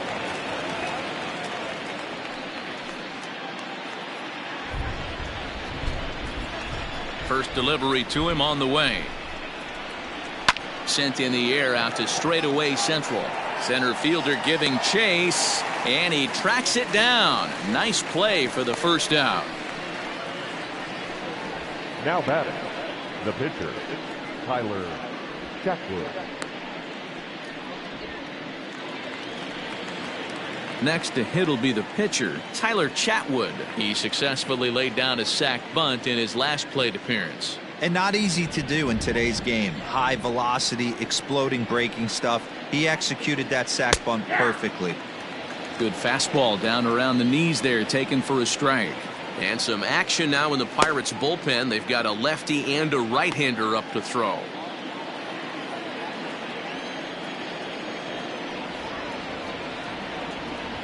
And boy, was he ever fooled on that pitch. It's 0-2 now. Hey, after that terrible swing, you find yourself down 0-2. Step out, deep breath, adjust the batting gloves, flip a coin, and go all in on something. And a changeup here, but that's taken low in the dirt for a ball. Interesting sequence of pitches right there. A real ugly swing on a ball away, and it looks like the batter has a much better idea of what he's looking for after that second pitch.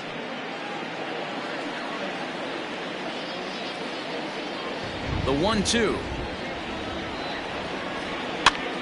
And this is popped up near second base. And he'll put this away for the second out. Now batting, the shortstop, Javier Baez. So the lineup flips over, and digging in, Javier Baez. He's lined out and flied out in 2 plate appearances. Ready with the first pitch. Here it comes. And a good slider here to start the at-bat, but it's ruled a ball. 1-0.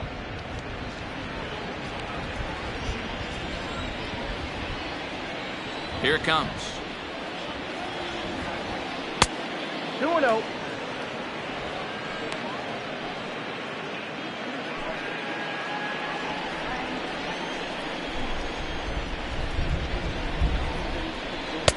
Ball at inside. I wouldn't be surprised if he had the green light here. Matter of fact, I know he's got the green light here. He's looking for something set or cut, and he's looking to do damage. He loses him on ball 4. Man, when you don't get a call on a pitch that good, you have to wonder if maybe it's personal. You can't blame him for being angry, but he's got to find a way to move on and focus on the next batter. So that'll bring up Jason Hayward. He's 1 for 2 in the ball game.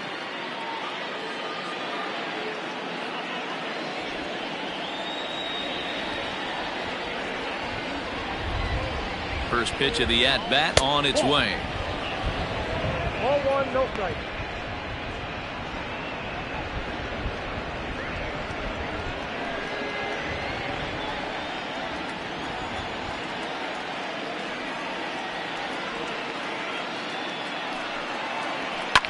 Fouled away.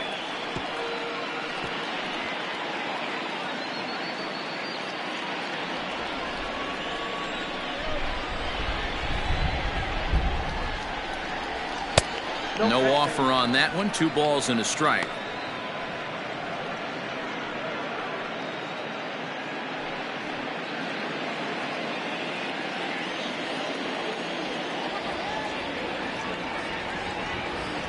Counts even to Hayward. 2 balls and 2 strikes. 2 out with the man at first. Swing, line drive. That's going to be trouble. Baez isn't stopping. Here he comes to the plate. Now the relay home. And they're not going to get him. He's in there at the plate. So much of this game is situational hitting, guys. Nice job there. Yeah, you've got to find a way to pick your teammates up when you're given the chance. And he doesn't try to do too much right here. He just takes what's there. Safely on second, and his buddy is high-fiving teammates in the dugout. Stephen Brault, the lefty standing 6 foot even, takes over the pitching duties here.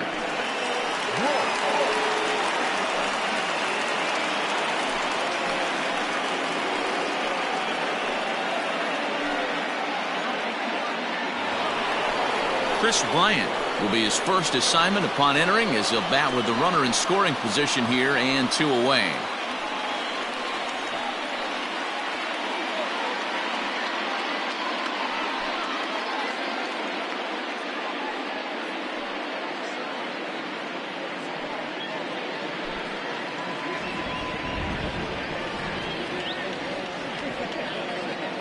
Trying to hold the lead. Here's the delivery.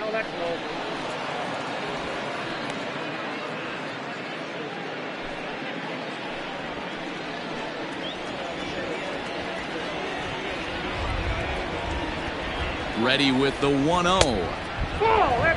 Now you can see he's working around this guy right here. Why not? First base is open. Walk wouldn't be the worst thing in this spot.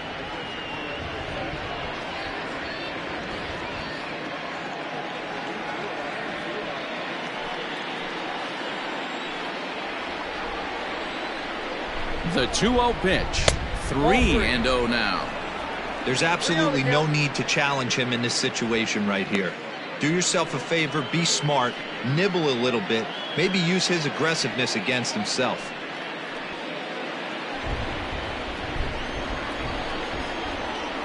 The 3-0 pitch. This is line to left. He lays out for it, but he can't pull it in. He pulls into second safely as a run comes across to score on the play, tying the ball game. Yeah, and giving up an RBI double is always painful, but even more so when there are 2 outs in the inning. A run had already crossed the plate, and then he gives up a blistering double to allow another run on the board.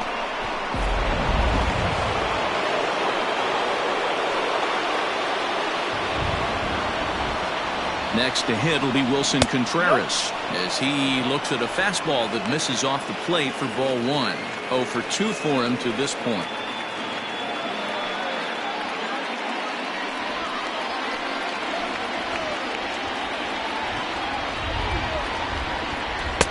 Taken, and that one catches the bottom part of the strike zone.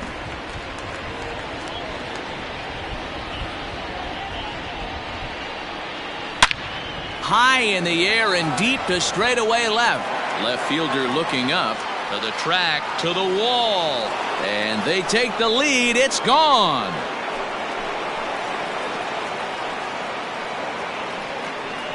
It's a 2-run shot to straightaway left. 4th home run here in the early going, and it gives the Cubs a 4-2 lead. Hey, I know we're not sitting up here with a crystal ball, but that swing right there, although in the middle innings, could be the deciding factor. And we could be looking back at this one when it's all said and done. At the plate, Anthony Rizzo. Anthony. As it's grounded sharply to first. Bell scoops it up, and he'll step on the bag himself, and the inning is over. So it's 4 runs on 3 hits, including the home run. No errors, and no one left on base. Home half of the 5th coming up. The Cubbies are in front, 4-2. Leading up for the Pirates, the second baseman, Kevin Newman.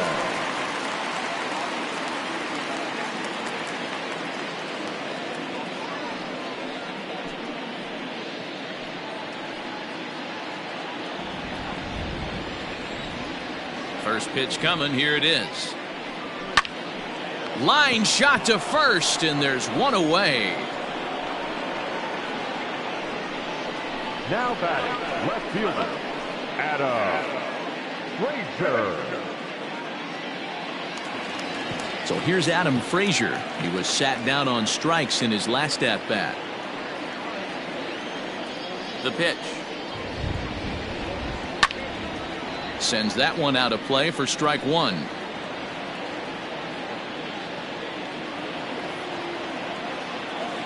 Into the windup. Here comes the 0-1.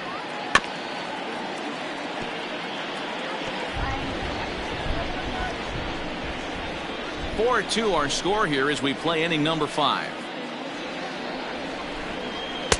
And on 0-2 he misses with a fastball. Stone cold take right there. That fastball very well could have sent him packing back to the bench. This is line to left, and that's a base hit. 1 for 2 in his first couple of plate appearances. Dan, after that base hit right there, he's got a 6-game hitting streak going. You know what? And this could lead him on to something, some bigger and better things right here. He's been swinging the bat pretty well, and he's been rewarded for it, as you talked about. 6-game hitting streak so far.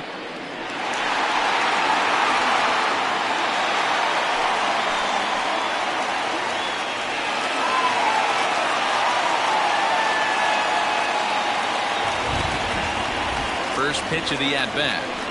This one's flared out toward left. In there, a base hit.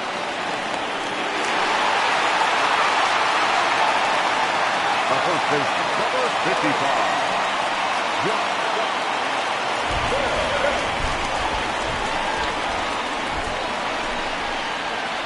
Into the box now, Josh Bell, as he lays off a fastball too low for ball 1. He's working on a 1 for 2 game so far.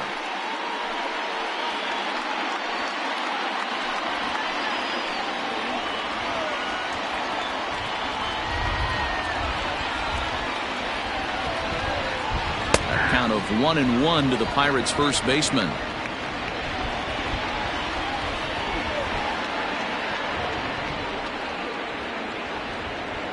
From the stretch. Hey, I don't mind that take right there. That was a nasty breaking ball. Started outside the zone, popped back inside the zone. Good spin rate on it. Move on to the next pitch. This is hit the other way out toward left field. Schwarber is right there as he'll put it away without much problem for the second out. The batter, the third baseman, Colin Moran. Digging in to try it again, Colin Moran. 1 for 2 with a double on his line thus far.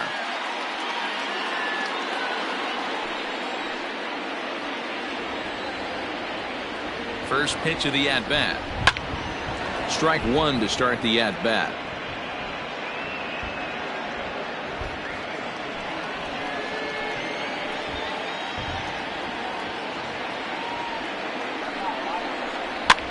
And it's fouled away. And when a guy starts leaving the curveball up, that's a sign he's beginning to tire a little bit out there. He's got to be able to get on top of that pitch, or he's going to start getting hurt. 2 men are on with 2 men out.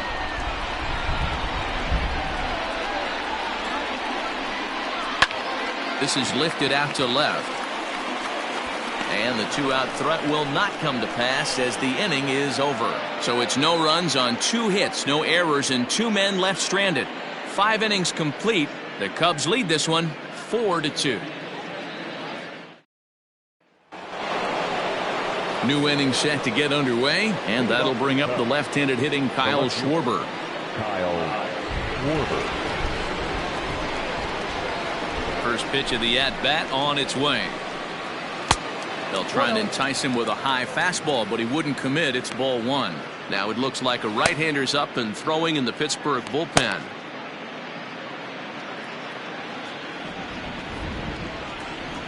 The 1-0. Ball. A couple strikeouts early in the game, but he's done a much better job in this at bat trying to get ahead and put himself in a good hitter's count. Now the 2-0.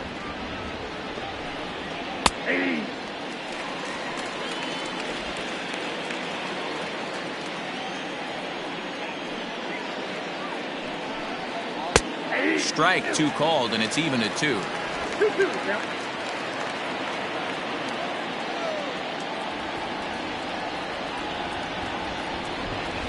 This is in the air out to left field.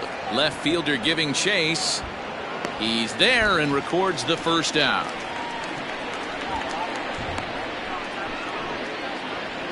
The center fielder, number 8, Ian Happ.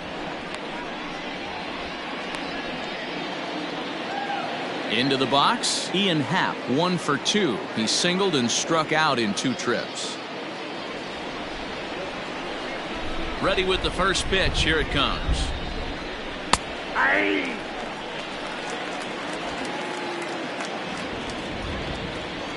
Into the windup. Here comes the 0-1. Aye. Let's see if he tries to climb the ladder right here, change his eye level, or bounce something in the dirt.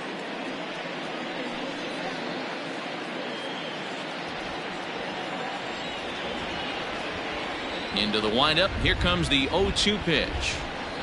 Swinging a soft liner, and this will be put away easily for the out. Now batting, the second baseman, Jason Kipnis. 2 away now for the Cubs in the 6th. And standing in now, the power-hitting second baseman, Jason Kipnis. He's ready. Here's the first offering. Off the plate, ball 1. We're in the 6th inning now of a 4-2 ball game. Popped him up. Stallings is there to make the catch, and the side is retired. 3 up, 3 down for the Cubs as they can't add to their 4-2 lead.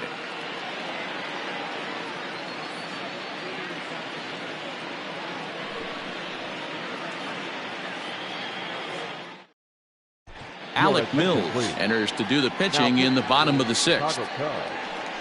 Number 30, Alec Mills.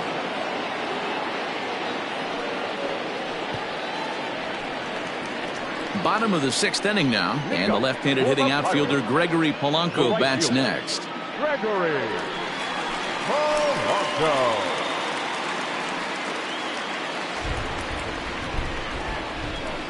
First pitch coming. Here it is. 0-1. The windup and the 0-1. Nope. Missed low and inside with it. 1-1. Mills, 28 years old. He was taken in the 22nd round during the first-year player draft of 2012. I know this guy wouldn't go into the category of superstar, but to grind out the career he has being drafted where he was, my hat's off to him. This pitch is popped up. Bryant in foul ground. 1 down. Now batting, number 44. Settling in now, Kevin Kramer. He was a ground-out victim last time up. First delivery to him on the way. Ball, that's out. Cubs have someone working in their bullpen now as a right-hander's begun to get loose.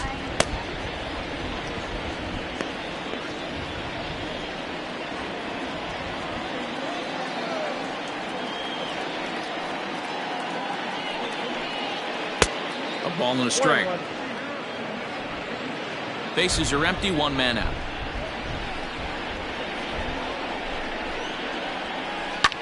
This is hit the other way out toward left field. Left fielder is on the move. He's got it. A nice play there. 2 away. Up next to Pittsburgh, the pitcher, Jacob Stallings. Digging in, Jacob Stallings. It was a walk in his last trip. Ready to deliver. Here's the first pitch. Nope, that's the ball. 2 out, nobody on.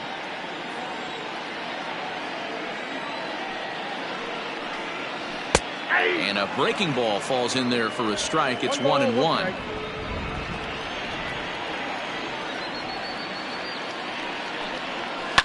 And this is lifted high in the air down the right field line.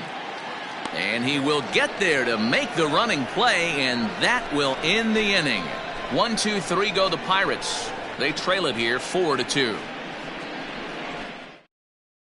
Now we're going to have a conference at the home plate area, so it would appear that we'll see a double switch here.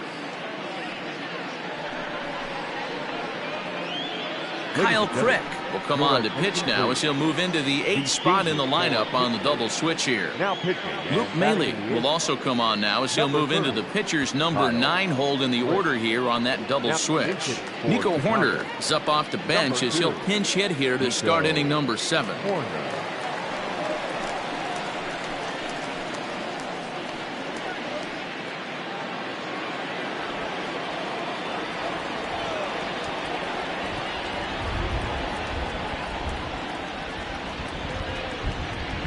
High and tight here to begin the inning. It's ball 1.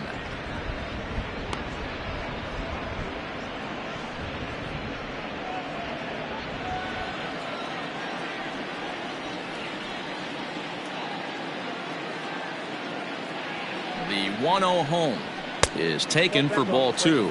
Crick is at least partially known for his big power slider. A lot of break on that pitch, but what makes it unique is how hard he's able to throw it.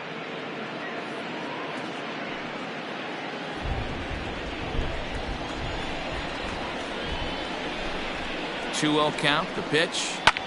High fly ball out to straightaway center. And the pinch hitter is retired here, 1 away. Now batting, the shortstop, Javier Baez. And that brings up Javi Baez. No hits to this point.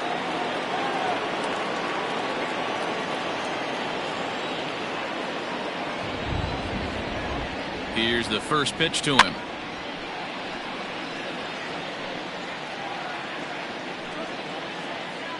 Seventh inning here at the ballpark. 4-2 our score.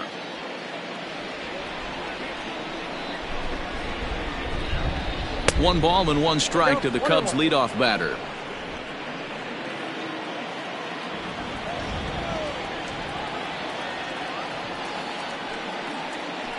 And here's a slider for a called strike, and he's behind 1-2 now.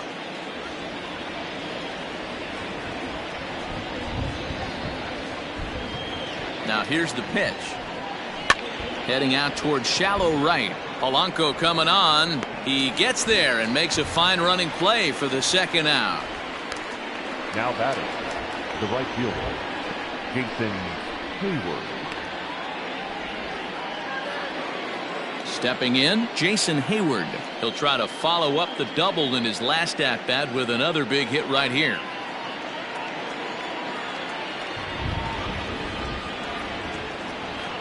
First pitch of the at-bat on its way. Count 1-0.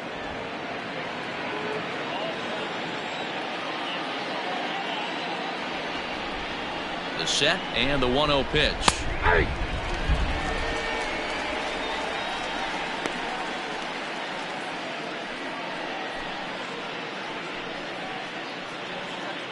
Bases are empty here with 2 men out.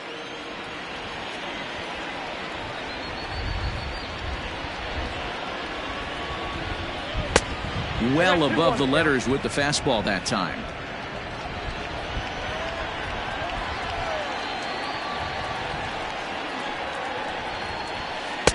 And he can't catch the corner here, so he's behind 3-1. When you're playing close games like this, base runners mean everything, so he can ill afford to start giving away free passes. The 3-1. And that one's taken outside for a ball. He walked him. So no 1-2-3 inning here. They've got themselves a 2-out base runner. You know, it takes a lot of discipline to watch a pitch like that go by, but on a 3-1 count, he had the luxury of being a little bit more selective up there. Good take, and a walk is the result. Stepping up now, Chris Bryant. A hit in 2 at-bats for him at this point in the ballgame. This guy has been unbelievable. There were billboards outside Wrigley while he was still in AAA, and what does he do when he shows up? Rookie of the Year, MVP. I mean, get in line.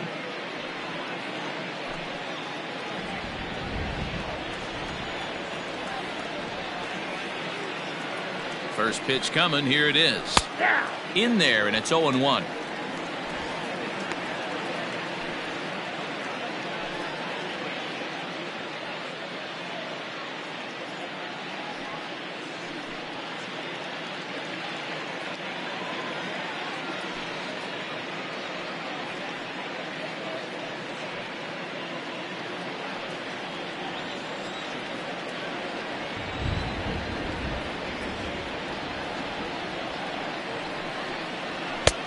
Not close with that one. It's way above the strike zone.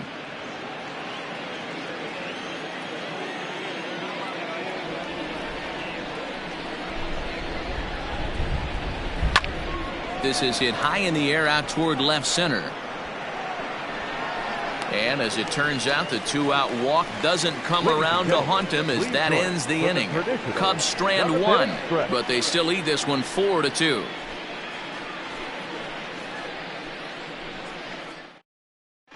Rowan Wick gets the call from the pen to take over on the mound and start the home 7th. Number 50.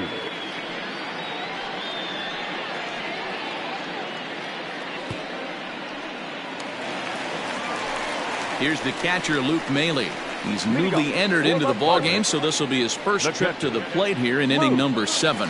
Even though we're moving into the back end of this game, they're only down by a couple of runs. You know that old slogan of bloop and a blast? They could certainly use that right now. He's set, and the pitch.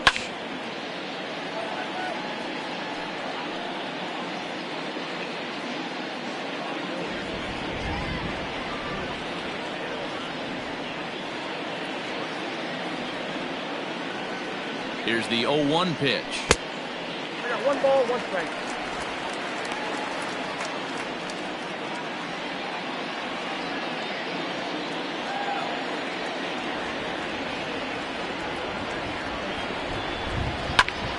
Popped him up. Rizzo ranging into shallow right, and he tracks it down. Nice play for the first out. Now batting, the second baseman, Kevin Newman. Now back to the top of the lineup. Stepping in, Kevin Newman. He's working on a 1-for-3 thus far.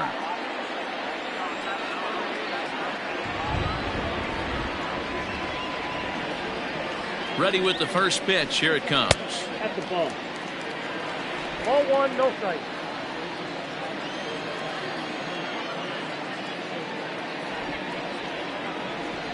The 1-0 home. Liner towards second, but there to take this one is the second baseman, and that's out number 2. Now batting, the left fielder, Adam Frazier. So the next to the plate for Pittsburgh, Adam Frazier, 1-for-2 on his line so far in the game.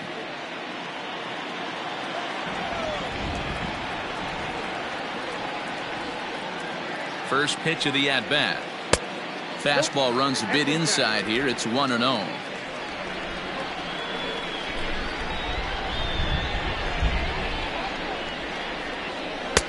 And it's a called strike to even the count at 1. 1-1.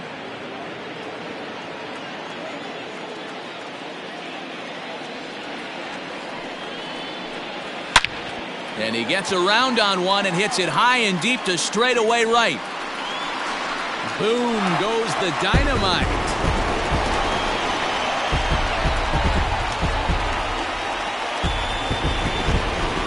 A solo shot here to straightaway right field. First home run of the campaign for him as it's trimmed to a 4-3 game now.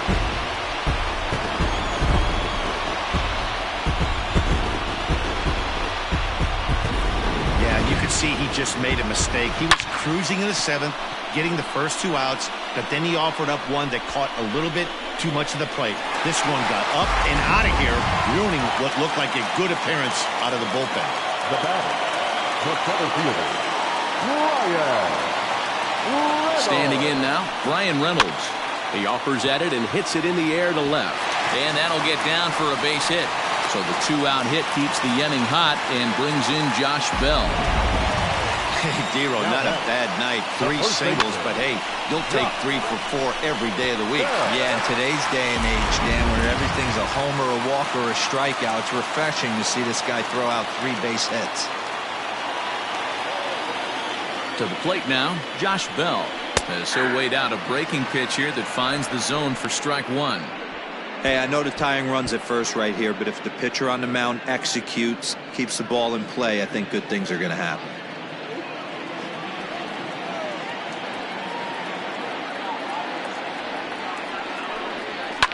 And he fouls this one off. A runner on first with 2 away.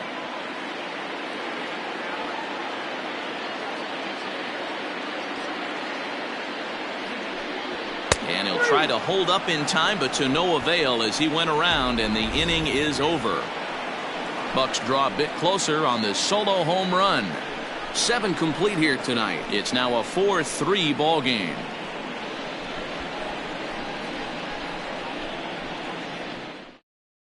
Robbie Erlin has been summoned from the bullpen as he'll do so to start the 8th.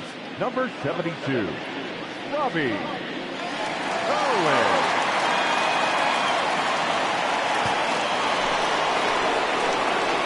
Ready to begin the 8th, and stepping up to hit next, the catcher Wilson Contreras. Yeah, in his last at-bat, he hit a changeup out for a home run, so it'll be interesting this AB to see if they give him a steady diet of fastballs. First pitch of the at-bat. Erlin playing here in his age 29 season. He was selected in the 3rd round back in the 2009 MLB draft. Yeah, he has turned himself into a really nice ball player. I wouldn't put him on the superstar level, but you know what? They didn't miss with this pick either. You go into high rounds and you carve out a career the way this guy has, nice pick. Maybe a little jumpy there as he swings through the fastball. Man, as a pitcher, you have to love pitching 0-2. Multiple ways, up, down, in and out, throw the breaking ball. A lot of different ways to get guys out. Got him swinging on the fastball there. Wilson Contreras goes down to become the first out in the 8th inning.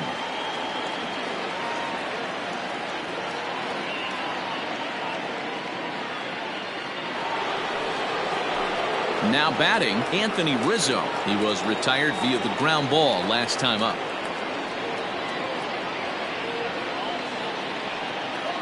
He's ready. Here's the first offering.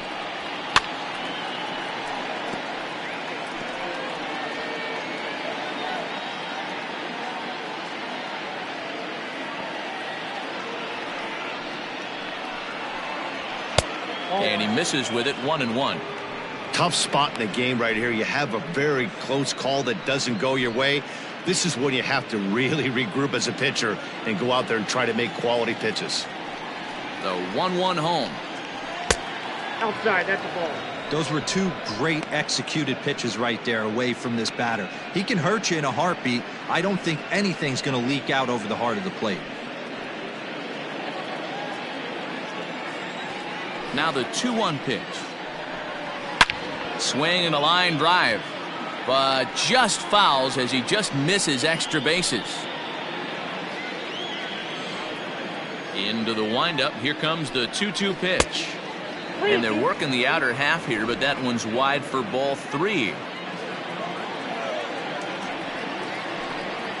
And he lost him here on 3-2 as that pitch misses. It's ball 4. He's going to be pretty upset with himself about that 3-2 pitch. All you want to do in that count is make a competitive pitch, but that one wasn't even sniffing the zone, and he let him get away. So a runner at first now with one away. And next it'll be the left-handed power threat, Kyle Schwarber.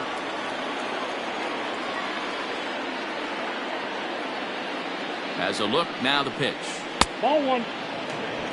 I wonder if that call not going his way right there has anything to do with walking the last guy.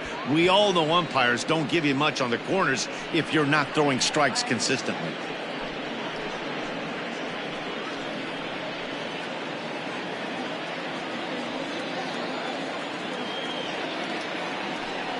One and one to Schwarber. 4-3 our score here as we play the 8th.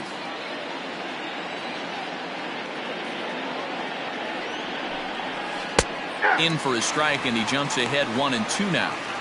He'll be fine coming out of the bullpen in this one if he can keep the ball around the knees like that.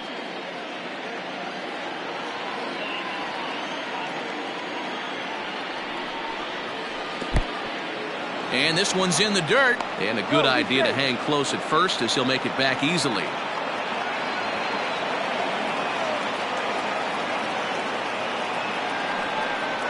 He struck him out. The third time he's fanned in the game. It's been a rough night at the yard for him. That's 3 times he's gone down on strikes in this one. So they've really figured out how to attack this guy.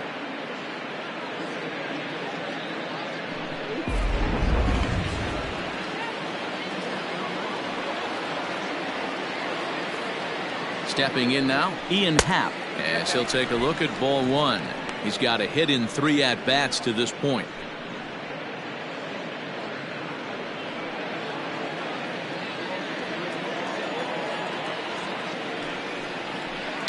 Hit hard on the ground to first. Oh, and he can't pick it up cleanly. And a great job to stick with it as he's able to make the play for the 3rd out. So no runs on no hits, no errors, and 1 man left on. Not too many more shots left. Home half of the 8th coming up. It's the Cubs 4 and the Pirates 3. Now the skipper's on his way out toward the home plate area, and I believe that means we're going to have a double switch here. Kyle Ryan is in out of the bullpen now as he'll be inserted into the number 6 spot following the double switch. David Bodie is into the ball game as well as he'll slide into the pitcher's spot, hitting 9th now on the double switch. Ready now, Colin Moran. It was a flyout for him in his last trip. This thing's far from over, even though we're moving into the back end of this game. Only down by 1. All they need to do is get this leadoff guy, and they're an extra base hit away from tying this thing up. Bryant is there. Looks it into his glove, and there's 1 gone. Every pitcher loves to get quick outs, right? How about that? 1 pitch, 1 out, a pop-up to start the inning. At the plate, Gregory Polanco. He's 0 for 2 thus far in this one.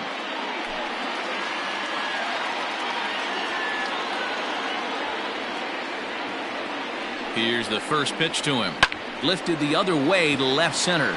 Left fielder giving chase. He gets there and makes a fine running play for the 2nd out. Now batting, number 44.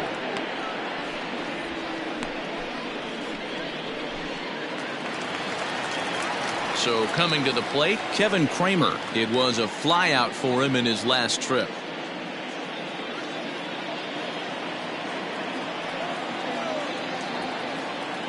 First delivery to him on the way.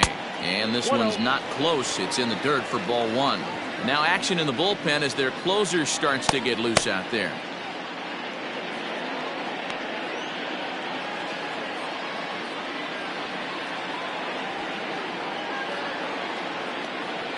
The 1-0. This is pulled into right. And that's going to get down in front of Hayward for a base hit. Cutting it close here, but he comes through in the 8th to extend his hitting streak. Yeah, and he was staring at his last at bat right there, probably his last at bat. Would have been tough to get him another AB in this one, but he's able to get it done. Hey, better late than never, and I'm sure when he walked into that batter's box right there, he's thinking, this very well could be my last AB of this game, so if I'm going to keep this streak alive, going to have to do it right now.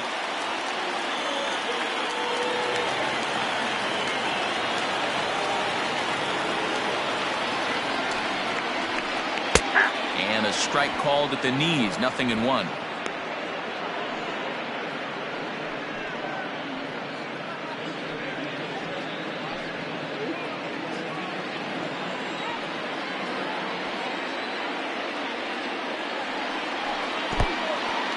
In the dirt, and now let's see. Is there, and he's out trying to take second. Bucks go down quietly. Still down a run. It's 4-3.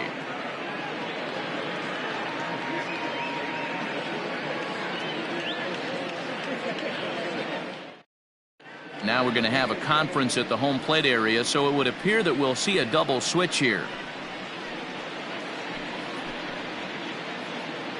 Keone Kela is in out of the bullpen now, as he'll be inserted into the number 6 spot following the double switch. Gerard Dyson is also into the ball game, as he'll hit in the number 8 spot here. Now playing right field and batting 8. All set for the start of the inning, and set to go is the second baseman, Jason Kipnis. Ready to deliver. Here's the first pitch. Count 1-0. You know, something to keep in mind. They're really burning through that bullpen, and this is only the first game of the series. Definitely could have an impact on the rest of the series, and maybe even the whole week ahead.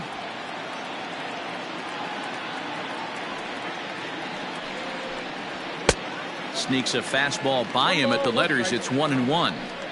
It's becoming more and more common in today's game to see relievers like this that can run it up there close to 100 miles per hour. But it's so fun to watch it. He blew it right by him there.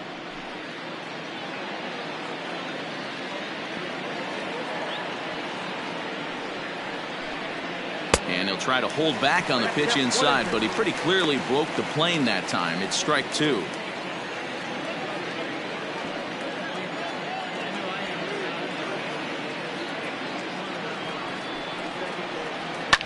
Fouled off.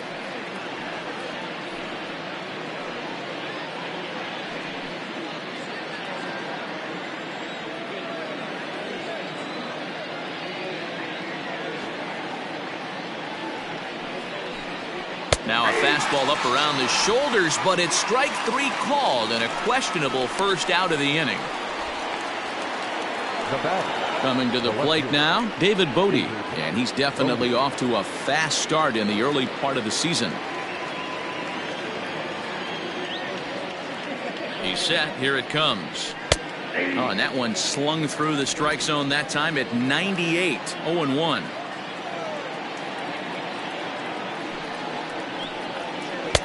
Swing and a miss, and he's in the hole. 0-2 now.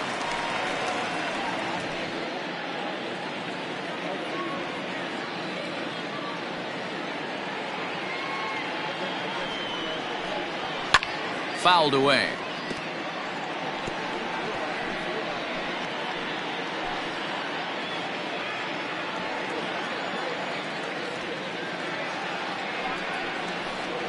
And he strikes him out as well. So make it back-to-back punch-outs here to the first 2 men he faces out of the bullpen. No problems for him on the mound since he's come out of the pen to start this inning.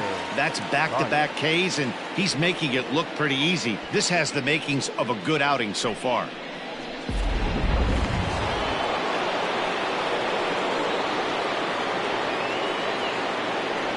So now to the plate, Javier Baez, as the changeup to him drops in there for the first strike.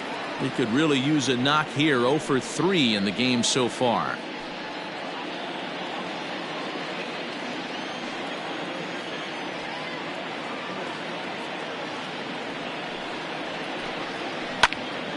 Just a bit late, and he's fallen behind. 0-2.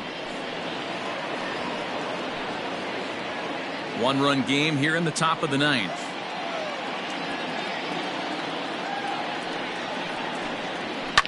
Pulled high in the air out to left field. Left fielder is on the move. He makes the catch. What a play on the run to end the inning. Cubs are down in order, but they hold on to a 4-3 lead.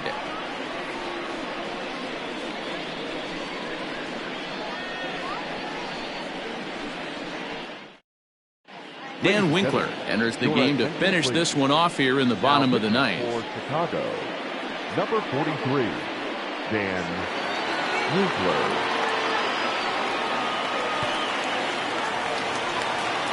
All set for the bottom of the ninth. And standing in is the veteran outfielder, Gerard Dyson. First pitch on its way.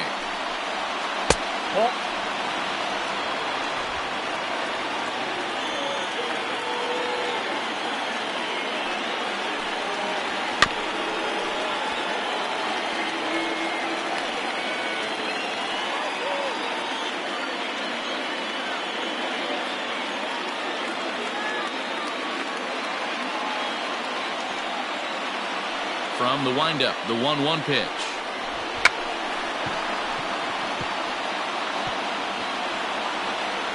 Now a bunt attempt here. The 1-2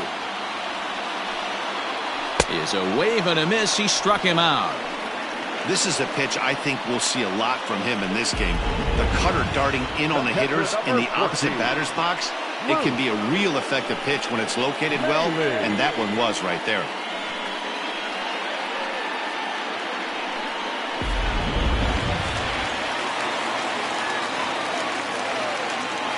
Into the box, Luke Maile. As he'll take a look at a high strike here on the outside corner, it's 0-1. Flied out in his first at-bat, so make him 0 for 1 so far.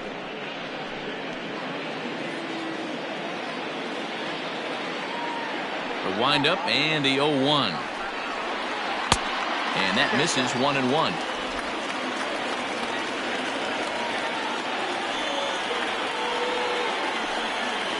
And they'll run this one in on him, and he can't connect, so he finds himself down 1-2 now. Boy, that's a jam shot right there. That's as good as it gets, in my opinion. Whoo, up and in. And it's fouled away.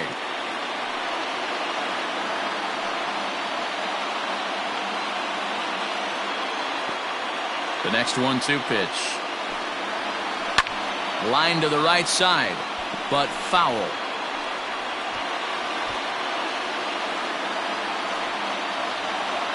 The 1-2 sinks below the knees, taken for a ball. Seventh pitch of the at-bat coming up. Grounded weakly down the line toward third, but a foul ball as it holds it 2-2.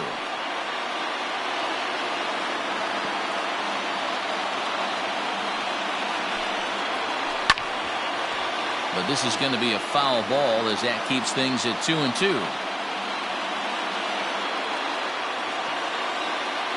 Here's the pitch. Now a swing, and he pops him up. This is right out in front of the mound, and he'll squeeze this one for the second out.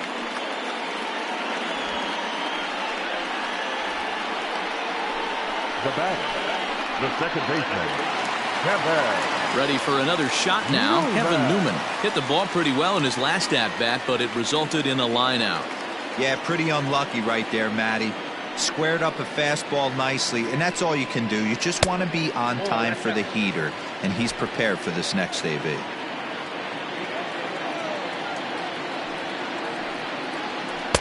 Just off the inside corner, taken for a ball. Fans on their feet in a one-run ball game in the last of the ninth. 2-1 after the foul ball there.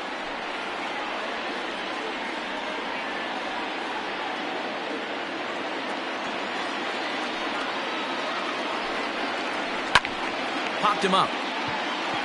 Baez is calling for it. Makes the catch, and that's the ball game. Yeah, and they know this is going to be a tough stretch on the road. To win the first game of the series has got to feel pretty good. Something to build on for tomorrow. And it's a 4-3 finish in this evening's ball game. Chicago used a nice fifth inning to take the lead, and they never gave it back. Tyler Chatwood earns his first win of the season. Dan Winkler wraps it up for the save, his second. So that just about does it for Mark DeRosa, Dan Plesac, Heidi Watney down on the field, and the rest of our crew. I'm Matt Vasgersian. Thanks for watching MLB Network.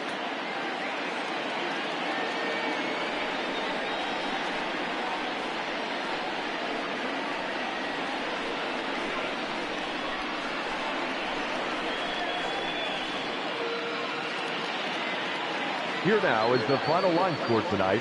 First for the victorious Chicago Cubs. 4 runs on 5 hits. No errors. They left 6 men on base. For the Pirates, 3 runs on 9 hits. No errors. They left 9 runners on base. Time of the ball game, 2 hours and 58 minutes. Thank you for joining us here tonight. And we remind you to please drive home safely.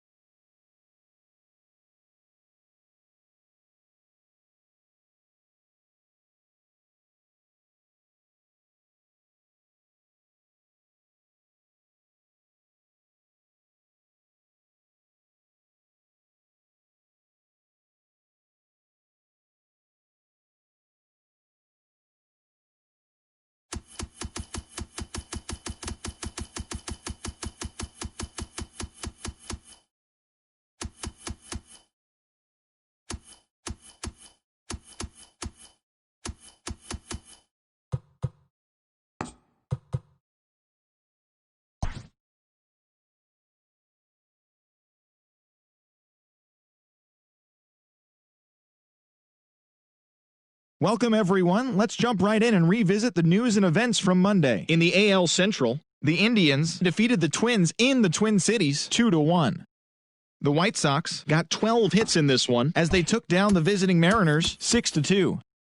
Brian Garcia got his first career win, leading Detroit to the win over Kansas City 4-3. The Baltimore Orioles took down the Yankees in the Bronx 3-0. Chris Sale earned the 3rd W of his season as the Blue Sox picked up the win against the Rays 4-2. The Halos allowed only 5 hits as a staff as they grabbed the win against the visiting Athletics 6-1. The San Diego Padres pitched well, allowing only 3 hits as they beat the Braves in Atlanta 3-0. The Marlins knocked out 12 hits as a team as they were winners in extra innings over the Expos 7-5. The Toronto Blue Jays smacked 15 team hits as they took the win in extra innings over the Phillies 8-6. Jose De Leon grabbed his 4th victory out of the pen, helping lead Cincinnati to a win over the Brewers 3-2. The Cubs defeated the Pirates at PNC Park 4-3. The Dodgers hit 3 long balls as they beat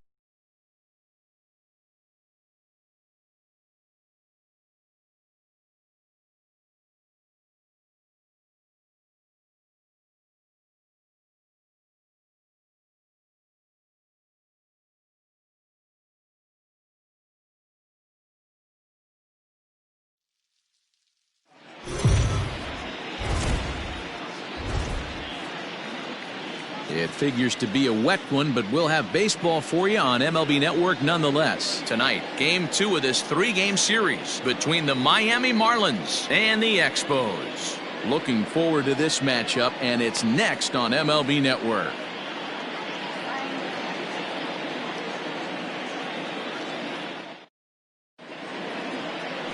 Max Scherzer is on the mound for Game 2. What's your take on him, Dan? Hey, this guy pitched really well in his last one to pick up a W in his last start when he got into the 7th inning. Let's see if he can make that 2 good, strong outings of 7+ innings back-to-back.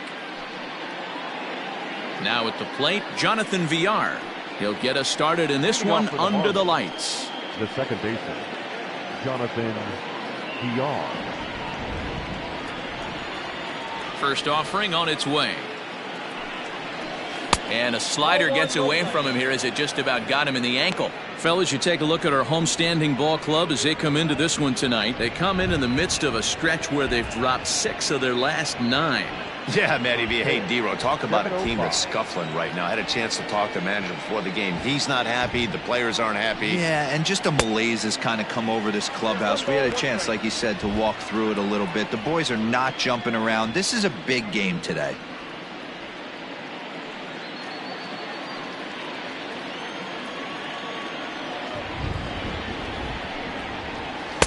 Who jumped the gun a bit on that swing, and he's down 1-2.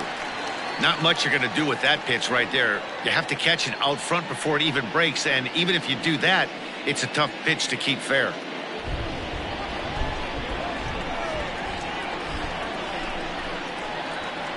And a good pitch there as this is swung on and missed for the first out of the ball game. To me, when it's raining, the approach at the plate has to change a little bit, especially if you're a guy that can run a little bit. Put the ball in play any way possible, especially on the ground. Making plays in the rain becomes exponentially tougher to do when it's wet. So these offenses really need to limit the strikeouts. At the plate, Miguel Rojas, as he'll take one up in the zone, but indeed in the strike zone for the first strike. Past battles with Scherzer, he has 9 base hits in 31 tries. He also has 1 home run. Ball 1. Rojas is unlike many of today's hitters in the sense that he doesn't have a lot of swing and miss in his approach at the plate. More often than not, he gets contact, and I'm sure that makes him a frustrating hitter to face from a pitcher's standpoint. You know, he takes his chances when he has count leverage. Without question, 1-0, 2-0, you'll see this guy try and get nasty a little bit, but he stays within himself. He knows what his strengths are, and he tries to drive the ball right back where it came from. The left fielder, number 23, Corey Dickerson. Ready now for the Marlins, Corey Dickerson. He's ready for his first at-bat of this early season contest. Now the pitch. And he throws the fastball by him here, 0-1. 2 out, nobody on.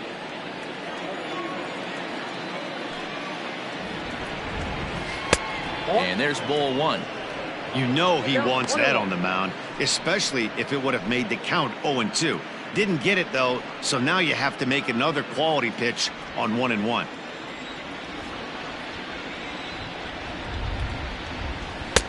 Slider clocked in the mid-80s there. It's a ball and 2 strikes. Time for a look at our umpires in this one. Behind the plate is Patrick Johnson. You know, D-Roll, Patty Johnson, decent strike zone, but isn't always super consistent. I think that's one of the things that irritates players and pitchers. Yeah, you're going to see a few glares, not only from the offensive guys, but maybe the guy on the mound as well. He needs to be a little bit more consistent.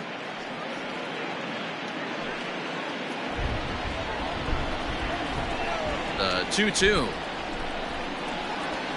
is a wave and a miss. He struck him out. Miami down in order. We'll go to the bottom of the first in a scoreless ball game.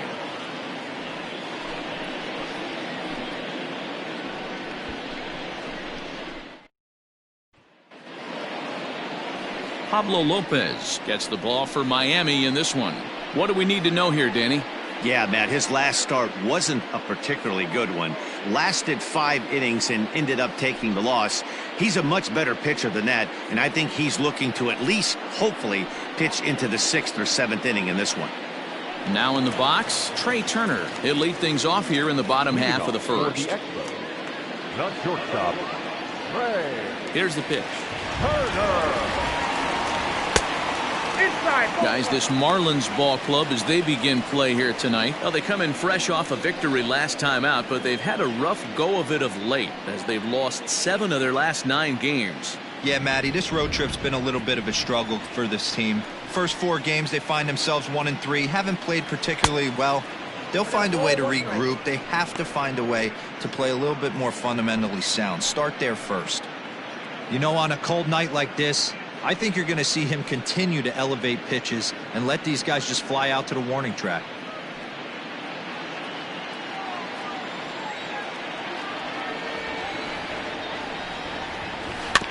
One and 2 now as that one's fouled off.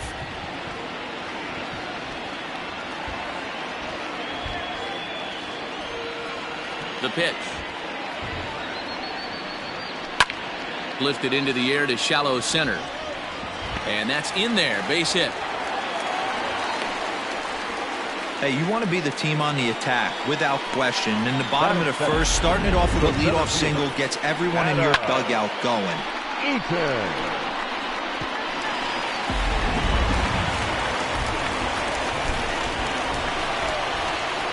Adam Eaton digging in next.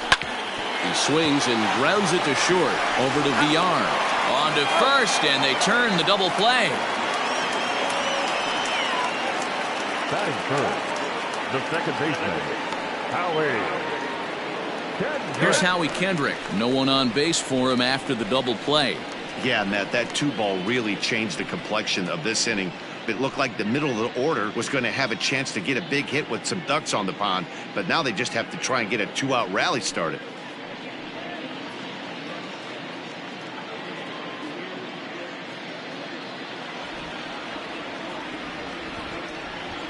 Kendrick waiting. Now the pitch. Ball that time.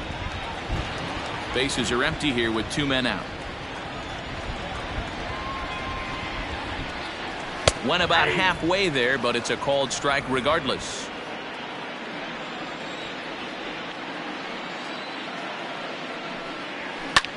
Line drive to center field.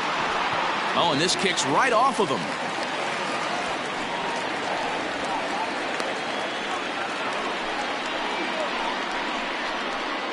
Batting fourth, the left fielder, Juan Soto to the plate now. As the first pitch misses to him, it's ball 1.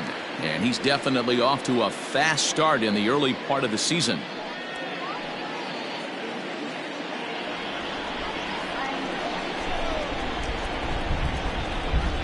The 1-0 home. Popped him up.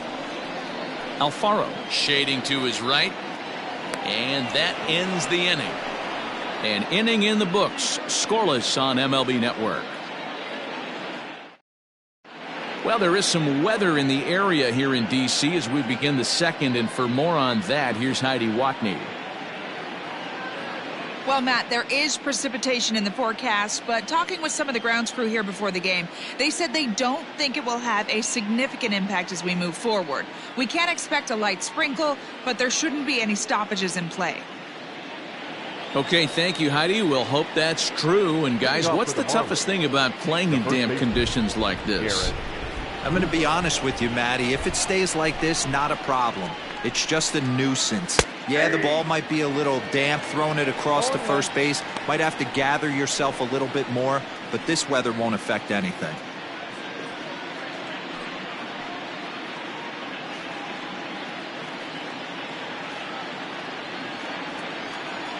Into the windup. Here comes the 0-1. And this catches the zone as well. It's 0-2 now. Cooper, a 6'6" right-handed swinger and thrower. He was taken in the 6th round back in the draft of 2013. Hey, nothing has been handed to this guy. Drafted in the middle rounds, and he has found his way in the big leagues. This has turned out to be a really nice pick. That's great recognition right there on the part of the hitter. Not many guys lay off that one. That was a classic strikeout pitch to 0-2, good changeup with some depth. Here's a little chopper up the middle. He's got it. Throw to first will be in time, and there's one gone here to start the second. That is fifth, the third baseman, Brian Anderson. So one away here with the bases empty, and that'll bring up the outfielder Brian Anderson. First pitch on its way. That's out.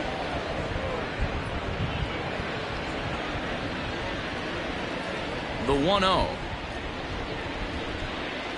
A swing and a miss. That's the first strike.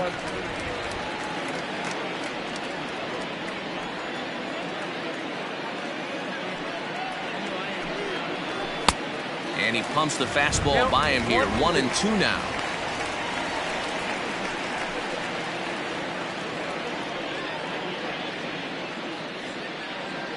No score here as we play inning number 2.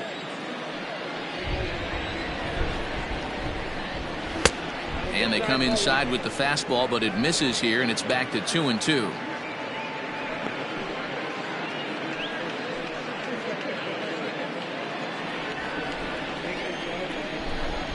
Now here it comes. And he fouls this one off.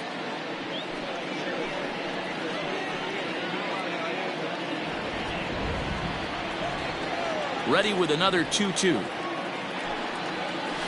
A swing and a miss. He struck him out, and it's 2 up, 2 down to start the second. Hate to be Captain Obvious here, but he looks great to begin this start. That's already 3 Ks for him in the first 5 hitters. It'd be awesome to see him keep up this pace. Set to get his evening at the plate started, Matt Joyce. And it's been a real struggle for him with the bat so far this year, looking to get things turned around in a hurry. Line toward right center. Eaton is there, and he'll make the catch to retire the side. 1, 2, 3 go the Marlins. We'll go to the bottom of the second, no score.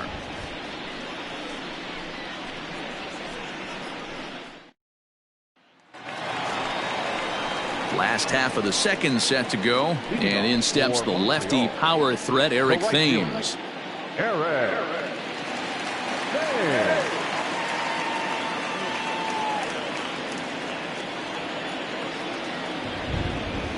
He's ready. Here's the first offering. Lopez is sort of a curious case as a starter. Usually doesn't walk many guys, but at times he ends up giving up his share of hits. The translation on that is that he throws a lot of strikes, but oftentimes they are hittable strikes. One of the keys, Matt, you'll have to watch from this guy. At times he kind of tiptoes, he tap dances around the strike zone. He has good stuff, but when he falls behind in the count, he tends to nibble a little bit. Then when he brings the ball into the strike zone, and when he does, he becomes much more predictable. And what happens with that? The hits per 9 innings tend to go up. He takes it to the opposite field, high and deep to left. Boom goes the dynamite.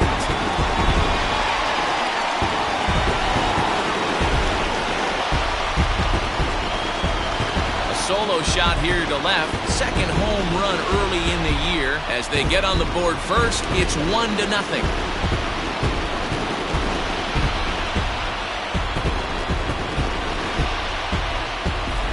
That's the price you pay right there when you try and sneak a fastball past this guy. Power hitter, and every power hitter in the league knows you got to start with the numero uno, number 1, man. You got to get on the heater and adjust to everything else, and he did just that. In now, Kurt Suzuki. As he takes a fastball off the plate for a ball 1-0. First chance for him here after appearing as a pinch hitter in the game last night.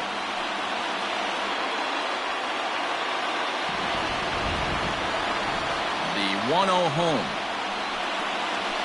is taken, strike 1.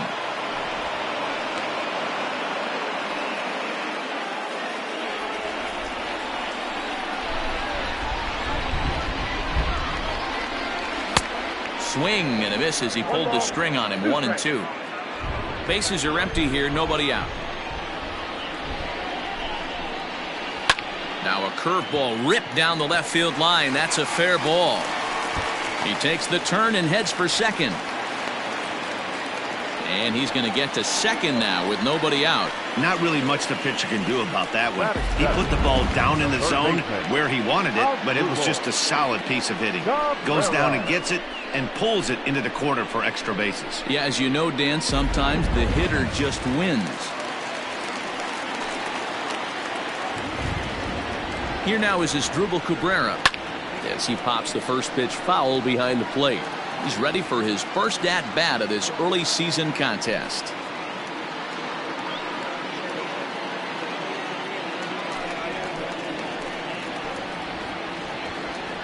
Comes set and the 0-1.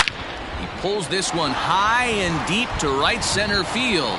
And this one bounds around against the wall. As he arrives at second without a play, as also on the play, a run comes across to score. So now time will be called as we're going to get a visit from the pitching coach here as he'll hope to settle his guy down.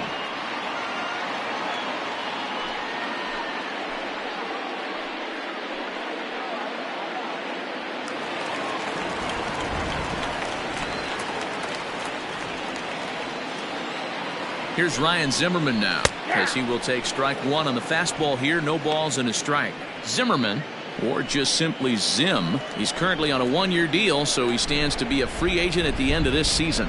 You know, Matty, I know he's in the final year of his contract, but he's playing to expectations, to be honest with you. I know he wants to turn it up a little bit, though. as he approaches the end of the season and make that salary push as he heads towards free agency again. And this one gets away. And he's going to make it up to third here as he advances on the wild pitch. That can be a tough read as a runner on second to see if the ball has gotten away enough to move to third. You have to be sure you can make it. He was there, and now he's only 90 feet away.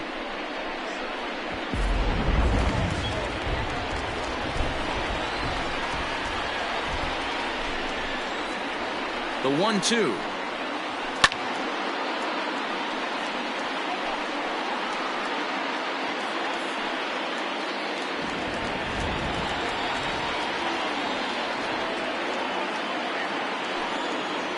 Now about a 58-foot breaking pitch that he wisely lays off here.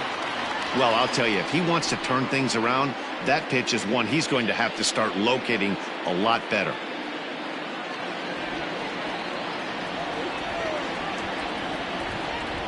Two and two count. Here it comes. Fouled off.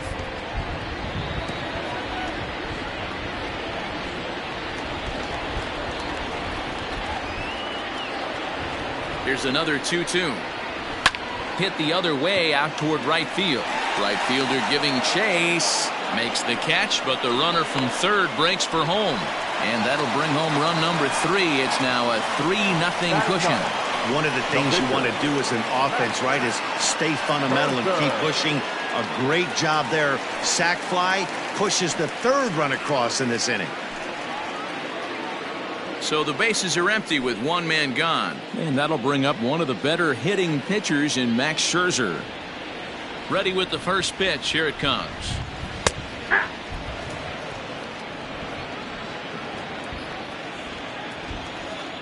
Into the windup. Here comes the 0-1.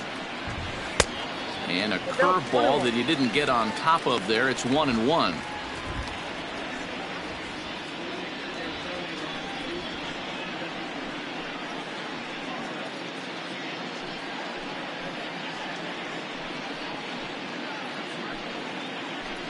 Three runs already home here.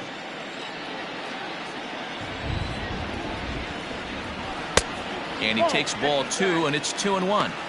Well, I think he just kind of lost focus on the mound right there. It's clearly not going his way, and he's thinking more about that than the task at hand. And right now he needs to think about this hitter.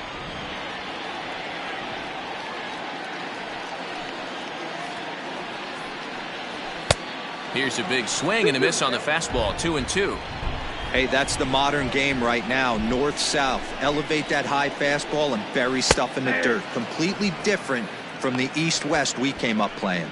He froze him on the fastball there. Max Scherzer goes down for the second out in the bottom half.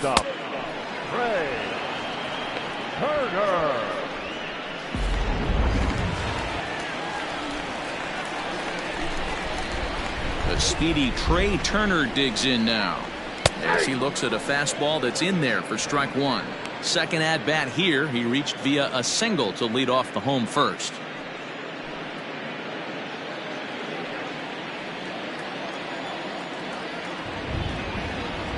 The windup and the 0-1.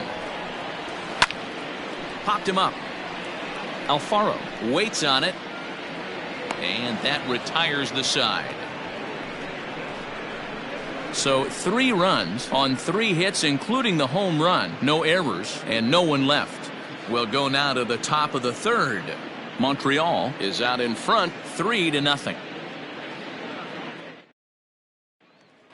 In now, Harold Ramirez. He's the number 7 hitter, but he's leading off the third after the first 6 guys in the lineup have been retired in order. Yeah, it's been a great start to the guy on the mound. It'll be interesting to see if they can find a way to get to this guy before he really settles in.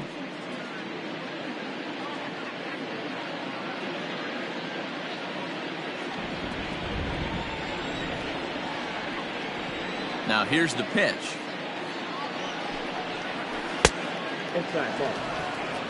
Pitcher wants to have a quick inning right here, capitalize on the momentum his batters have.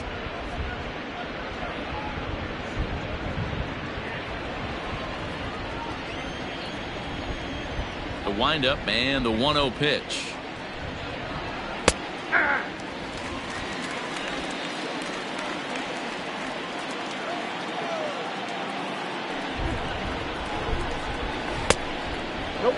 Contact.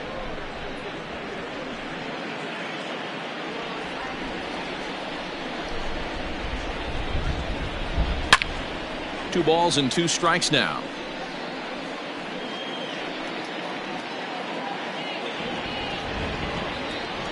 Here now the 2-2. Weak grounder back to the mound. Throw to first in time, and the leadoff man is gone to start the third. Batting eighth, the catcher, Jorge Alfaro.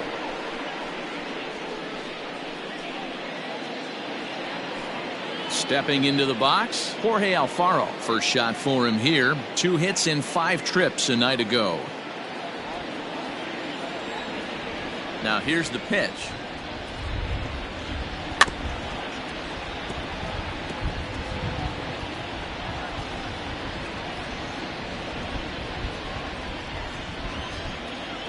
Into the windup. Here comes the 0-1.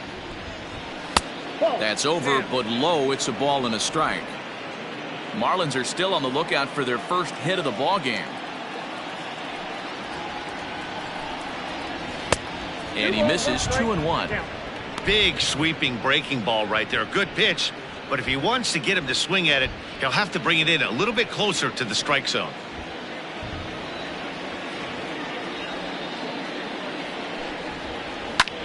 Fly ball out toward left center field. Soto will range to his left as he tracks this one down in left center for the second out of the inning. Batting ninth, the pitcher, number 49, Pablo Lopez. Coming to the plate now, the pitcher for the Marlins, Pablo Lopez. First delivery to him on the way. Ball, that's just out. 2 out, nobody on.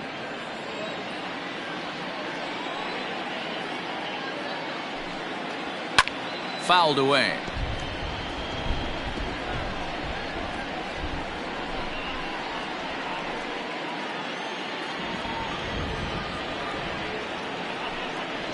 A ball and 2 strikes to the Marlins pitcher.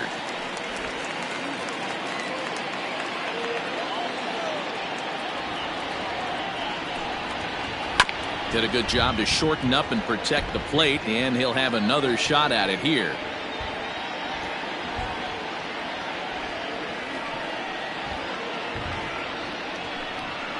Got him swinging as he runs the fastball by him to end the inning. Miami down in order, still down 3-0.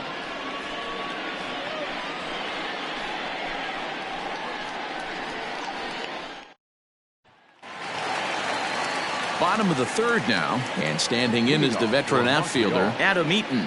One of the keys to securing a win, they want to keep the pressure on and try to build that lead as much as they can moving into the later innings. Slapped hard the opposite way, and a base hit, so he goes after the first pitch he sees, and he's on to open up the inning. Hey, there's a base hit to lead off the third inning. Talk about having a lot of traffic, Hero. He's given up several hits already, so he's been in the stretch most of the game. Yeah, no doubt about that, Dan. That is the name of the game for this offense. They're trying to get this guy in the stretch. Hopefully he misses over the heart of the plate like he's been doing so far up until this point. Howie Kendrick will stand in for a second time here as he swings and misses there. It's 0-1. A base hit in his first trip.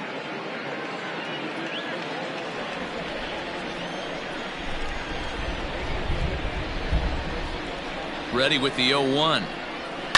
Smoked on the ground up the middle. There's one. On to first, and it's another double play. Already 2 of them here in the first 3 innings so far. Boy, that's about as easy as it comes. A chopper, 2-hopper turns into a tailor-made 4-6-3 double play.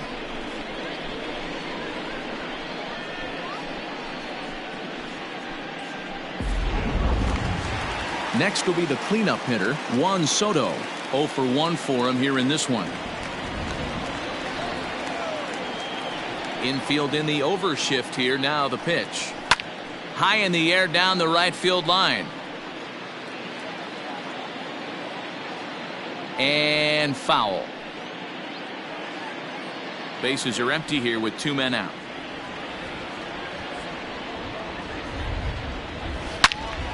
Another one fouled off, and he's quickly behind 0-2. When the guy on the mound has complete command of his off speed, especially his changeup, sometimes as a hitter you just have to give up pull side to stay on it. And this one runs in on him as he can't get his arms extended. A great pitch there, and the inning is over.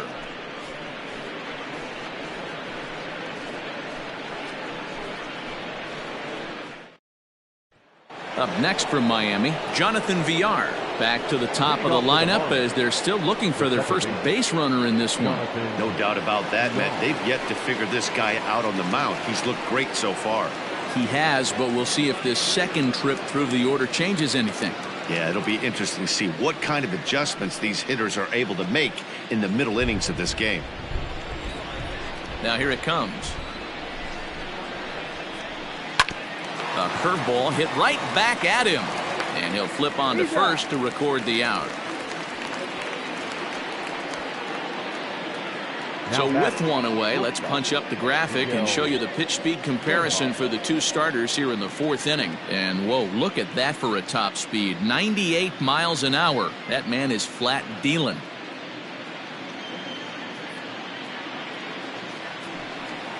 Now to the plate, Miguel Rojas. He flew out in his last at-bat.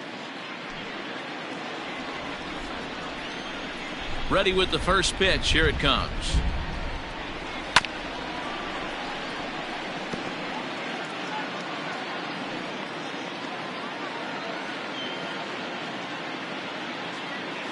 One out, nobody on.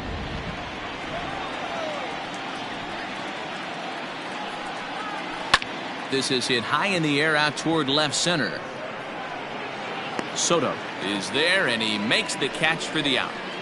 The left fielder, number 23, Corey Dickerson. Striding in once again, Corey Dickerson. He'll look to bounce back after striking out his last time up. Yeah, and kind of shocked he got blown away with a fastball. You could tell he was late on that one, and we'll see if he tries to cheat to something this AB. And he takes ball one.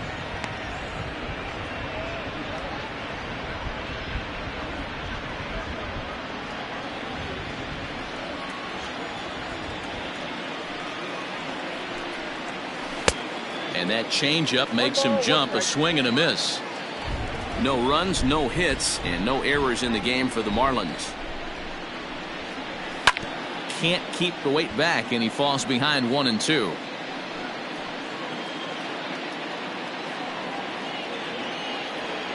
Looking to punch him out again. The pitch.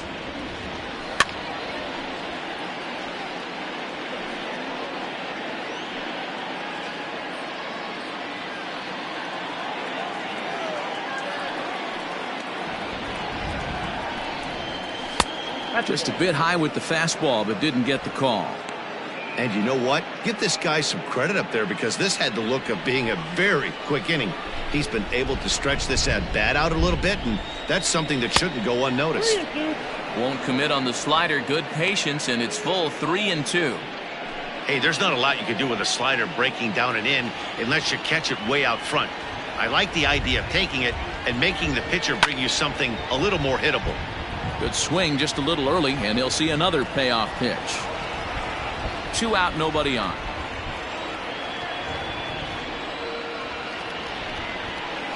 Here's a swing, and a bouncing ball hit to Turner. It's short. Throw in time, and the side is retired. 1, 2, 3 go the Marlins. They trail it here 3-0.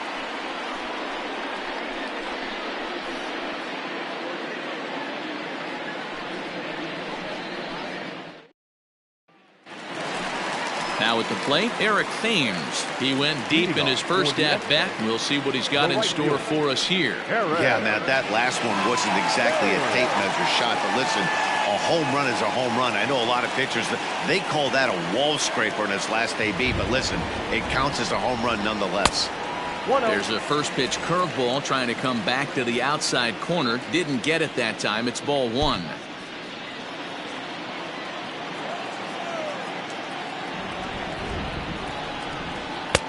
Ball 2. I wonder if that homer rattled him a little bit. He's certainly a little bit more cautious against him this time around.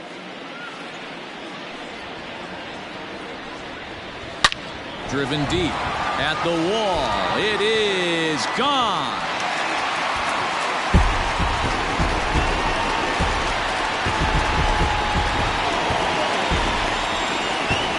A solo shot here to straightaway right field. His second of the game as they move on top 4-0.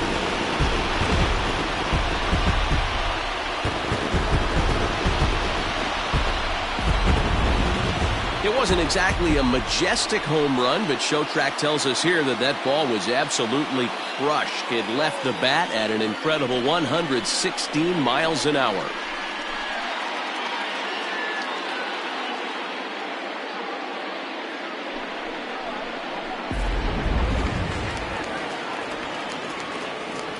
Standing in now, Kurt Suzuki. As he'll look at a changeup that drops below the knees for ball one. 1 for 1 as he reached base with a double his first time up.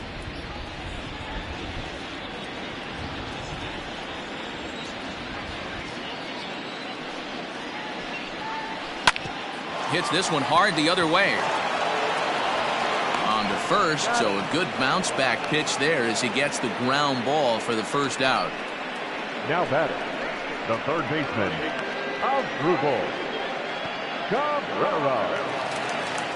So the base is empty here with one away, and that'll bring in the switch-hitting former All-Star Asdrubal Cabrera. Infield shifted well to the right. Here's the first pitch. Maybe a little jumpy there as he swings through the fastball.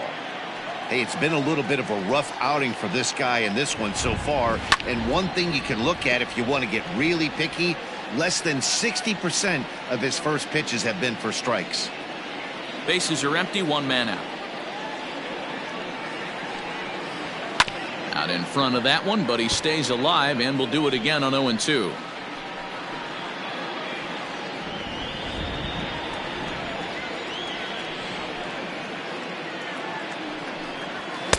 Too high. 1-2.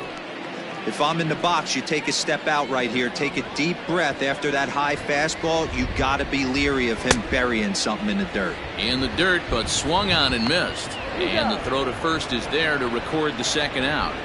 Now back, first baseman. So bases are empty here with two gone. And that'll bring up the power-hitting first baseman, Ryan Zimmerman.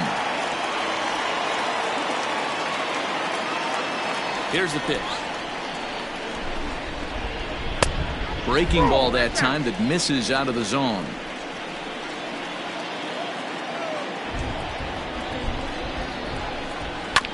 Hit out towards second, right to him.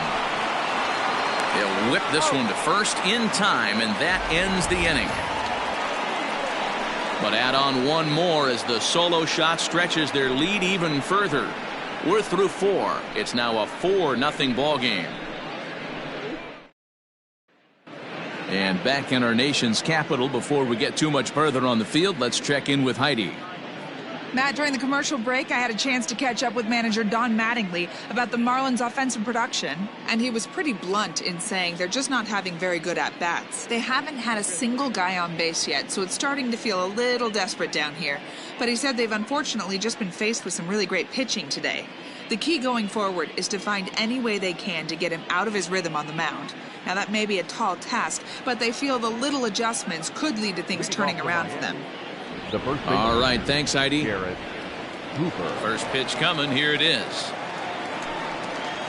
Garrett Cooper is in for the second time here as he looks at a ball high, 1-0.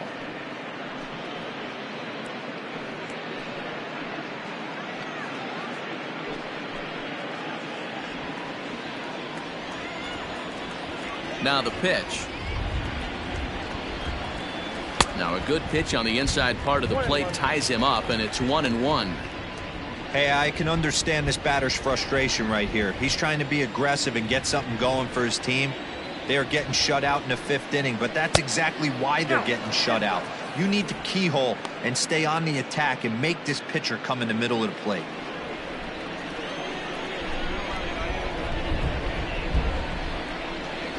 That's ball 3-1. Great AB up until this point. A walk right here could really just infuse some confidence into this lineup.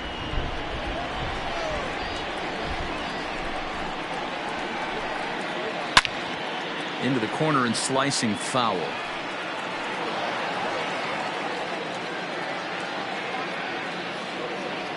Something has to give. Here's the payoff pitch.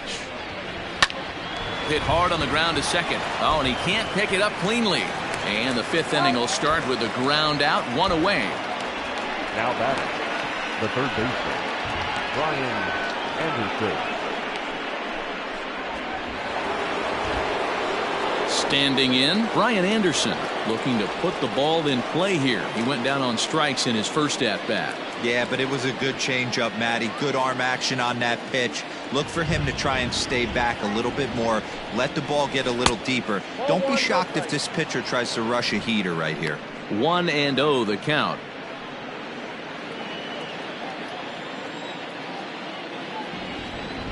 And now pitch on the way. And he'll lay off here as well, and it's 2-0 to the Miami third sacker. If you've been paying attention, the guy on the mound does not want to come inside. If I'm at the plate, I'm leaning out over. 2 balls and a strike. Very rarely does a pitcher like this leave one in a location like that. That's a pitch right there he'd like to have back. He'd love to swing at that one again. No runs, no hits, and no errors in the game for the Marlins. Oh, and not an easy pitch to lay off of, but he did somehow, and he's got it to 3-1. Hey, he's had great command all day. Want to see how aggressive he is in the zone with a 3-ball count.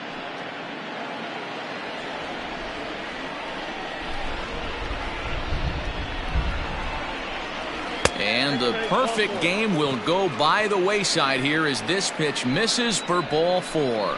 They haven't been able to register a hit against this guy, but at least they have a base runner here. We'll see if that leads to something. Here's Matt Joyce now. Comes into this at bat 0 for 1 in the ball game.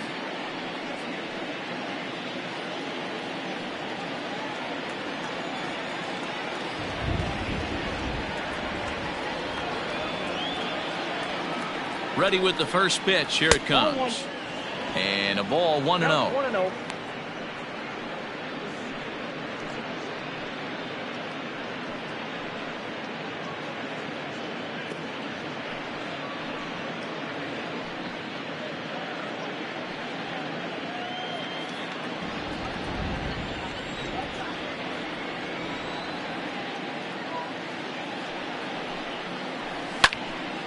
Count now a ball and a strike.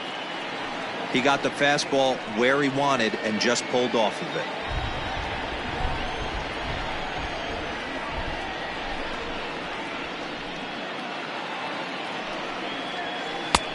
One and two as the changeup had him out in front there.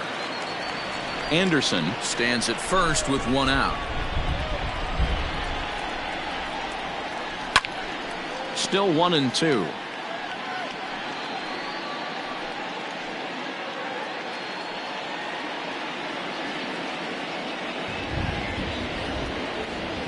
Has a look, now the pitch. To 2 balls and 2 strikes now.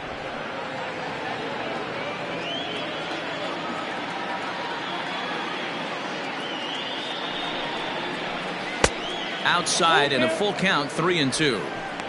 Not a bad time right here to put that runner in motion. 3-2 count. You send the runner, and if it's a bad pitch, it's ball 4.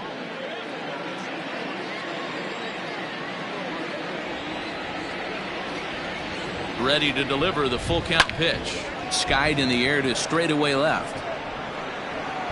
Soto is there to put it away, and the runner will be forced to retreat back to first. Now batting, the right fielder, Harold Ramirez. Digging in, Harold Ramirez.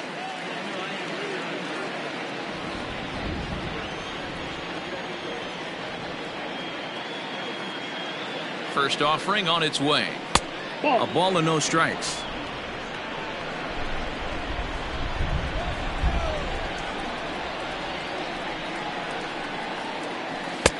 That's wide, 2-0. Well, we all know he's not the greatest threat with the bat up there. His numbers certainly aren't that pretty, but hey, I give him credit. He's really working the count right here. He's set, and the 2-0 pitch. Outside and low, 3-0.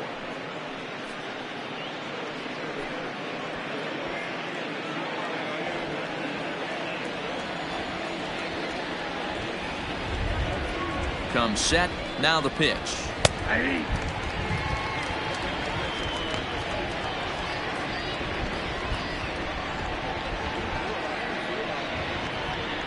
Two out with the man at first.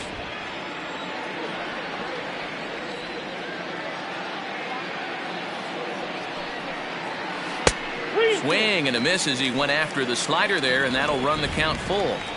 Good spot for an RBI. Put the ball in play with the runner in motion. He could score all the way from first. Swung on and missed, and that's the final out of the inning.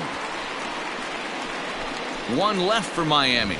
They're on the short end of a 4-0 score.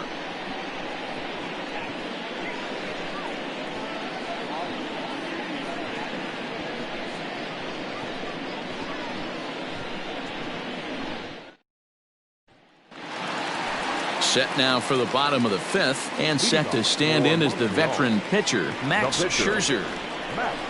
First delivery to him on the way. 0-1.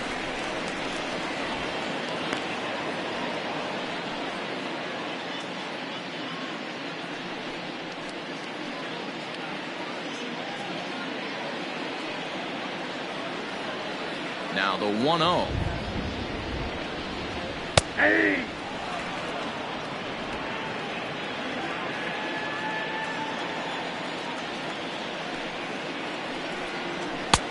Fastball close, but he didn't get it. 2-1. You certainly know he's not trying to work around the pitcher. But sometimes the hardest thing to do is to throw a strike to a guy that you know won't swing the bat.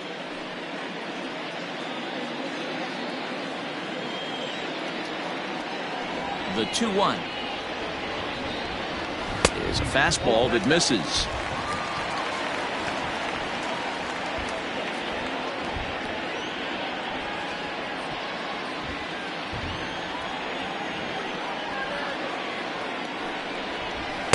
And it's up to a 3-2 full count now.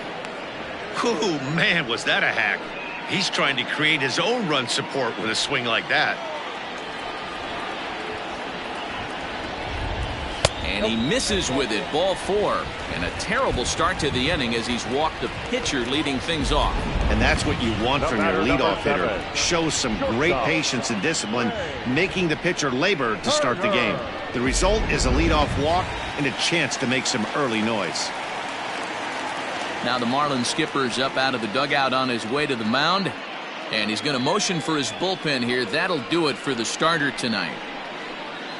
So he'll depart after working just 4+ innings, as this will not go down as a quality start, that's for sure. Josh Rader takes the ball here as he'll enter with a runner at first and nobody out. Number 9, Josh Rader.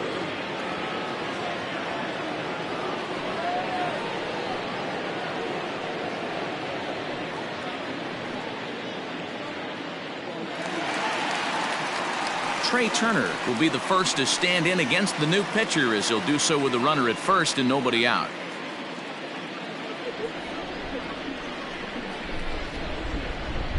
He's ready. Now the pitch.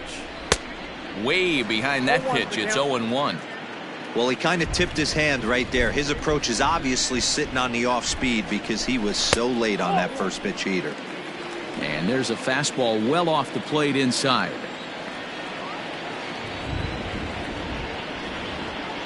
2-1 the count to Trey Turner. A runner at first with no outs here. Hit well down the left field line, but back into the crowd, foul.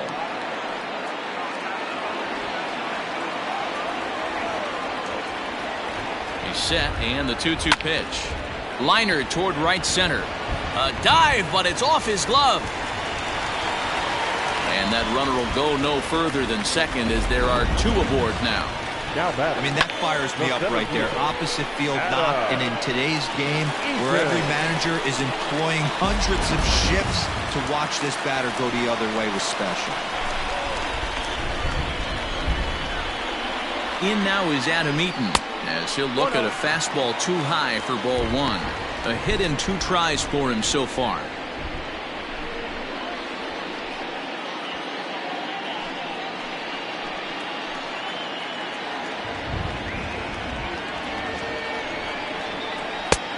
Bottom part of the zone, a good changeup gets the call. Looks like a left-hander up and throwing now in that Marlins bullpen. None out, runners at first and second.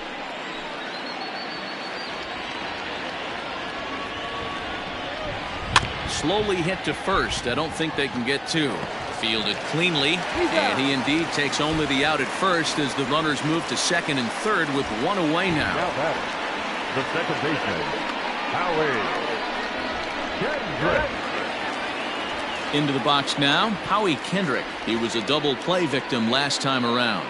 Yeah, rolling into a 2-ball will eat at you for the rest of the game at least, so you know he wants to make up for it right here. A fastball here as he'll take a look at ball 1, 1-0.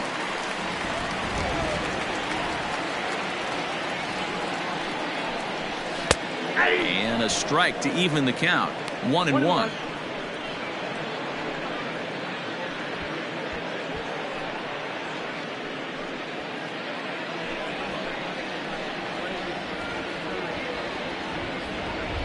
From the belt, the pitch. Out in front of a fastball as this is ripped down the left field line. That's going to be a fair ball. To second now, but he's safe as they also score a pair of runs on the play. The left fielder, number 22. You simply cannot offer up a pitch like this to a hitter of this guy's magnitude, especially with runners on the bags. He makes a living off frozen ropes to the outfield like this, and that one drives in a pair.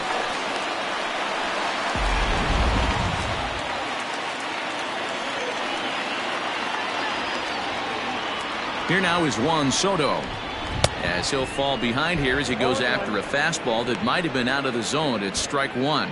0 for 2 from him so far in this one.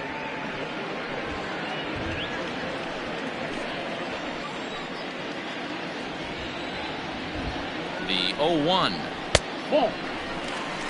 Clearly staying away from him in this at bat with that runner in scoring position tells me they're trying to force him to reach for something and maybe roll over on it.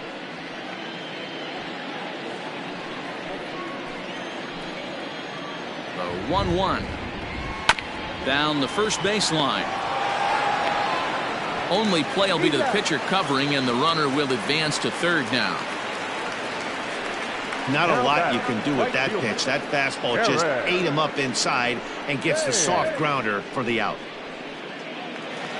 Trying to pick things up where he left off, Eric Thames. It was a solo shot for him in his last at-bat. And that last at-bat when he went deep, he turned around a pretty good fastball. So I'm kind of thinking this guy's a good fastball hitter. So I might want to move that ball up and down and in and out and try not to throw it right down the middle of the plate. Men on third with 2 down.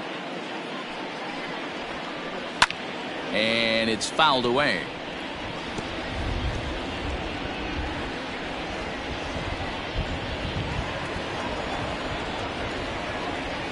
Here's the 0-2. Changes up on him there, but it's 1-2.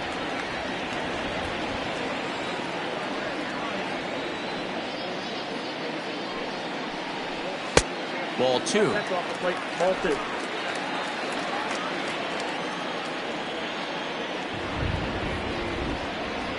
Swing and a miss. Blew the fastball right by him, and the inning is over.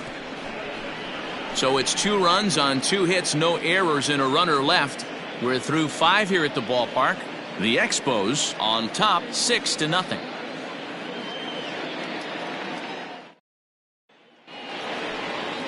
Leading off the inning, Jorge Alfaro, and they'll need him to get something going here. This one doesn't look good so far, down by a boatload as we enter the middle innings. It's about time they get something going, and the last thing you want to do is fall behind where you have to score a bunch in the 8th and 9th inning. The 1-0.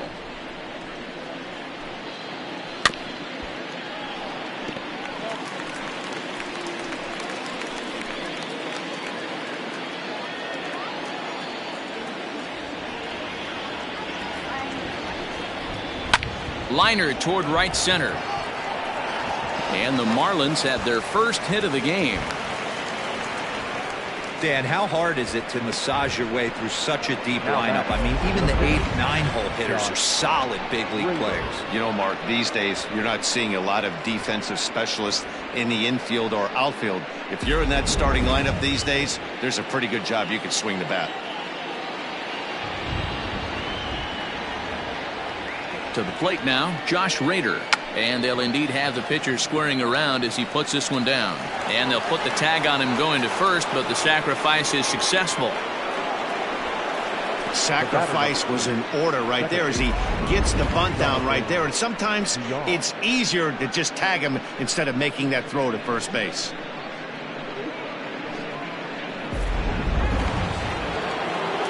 Back to the top of the Miami lineup now, and stepping in, Jonathan Villar. He was a ground-out victim last time up. Yeah, I understand that, Matty, but this guy's got burner wheels down the first base line. I don't think he even concerns himself with that. He has to put it on the ground. That's part of what makes him successful. Ball 1 to start the at-bat. 1 out and a runner on second base.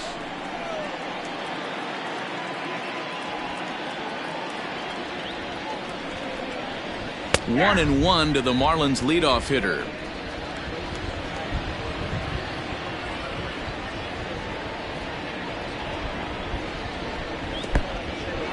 In the dirt here, and he's going to make it up to third here as he advances on the wild pitch. Well, he has nobody to blame but himself. With 1 out, a runner on third can come home to score all sorts of ways. That's why, as a pitcher, you have to execute pitches even better when there are runners on base.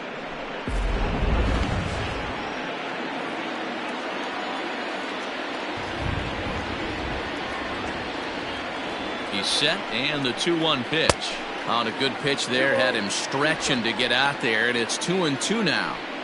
Hey, I'd like to see a little bit more discipline in that. You get a count in your favor and he's swinging a pitch that bad? Not good. Here now the 2-2. This is hit high in the air out toward left center. And this will hop over the wall, but the run will score. Hey, there's a hard hit ball that was going to be down for extra bases. The ball had some spring on it, and it bounced over the wall, and the ground rule double puts him on second base without having to leg it out.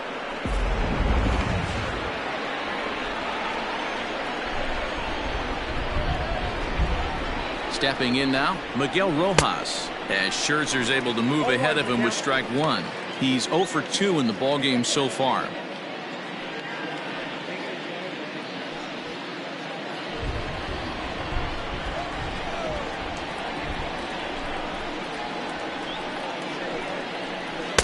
One and one.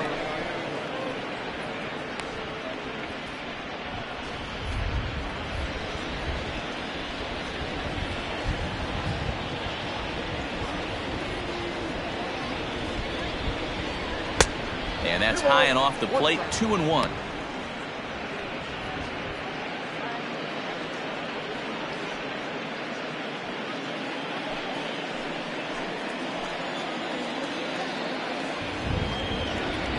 From the belt, the pitch.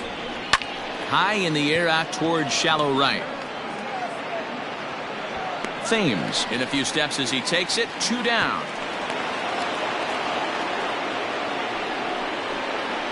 The left fielder, number 23, Corey Dickerson.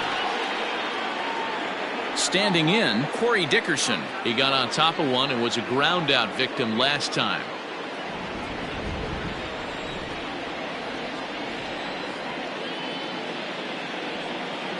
First delivery to him on the way. Man, this guy's had their number all game long. Up, down, in and out. He's pitching very well.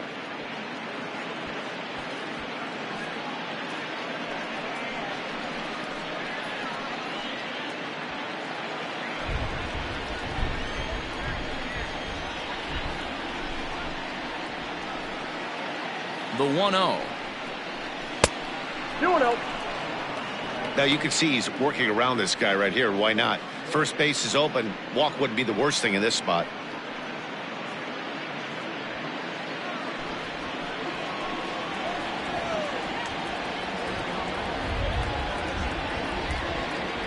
The 2-0 on the way. Oh, that's good.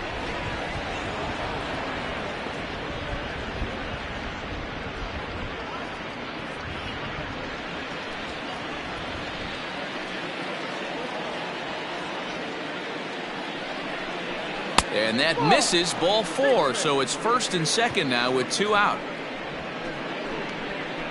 Now batting, the first baseman, Garrett.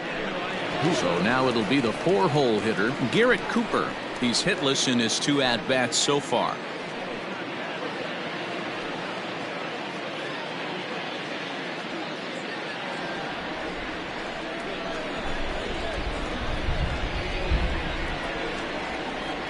Hoping to limit the damage, here's the pitch.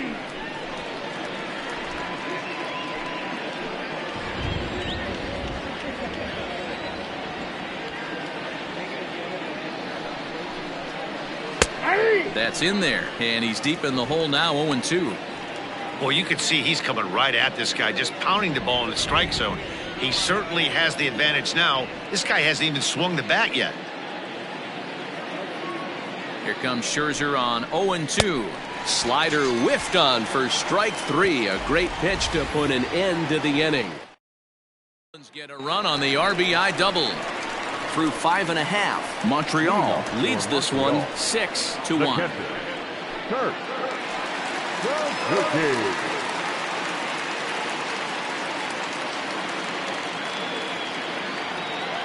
First pitch coming. Here it is. No balls and 1 strike.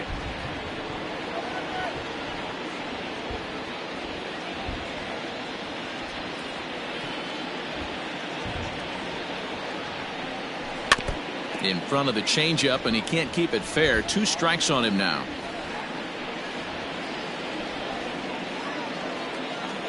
Into the windup. Here comes the 0-2 pitch. Pops this one up. And he'll stay with it here as he puts the squeeze on it for out number 1. The third baseman, number 13, Asdrubal Cabrera. Digging in the switch hitter, Asdrubal Cabrera. He doubled earlier in the game, 1 for 2 to this point.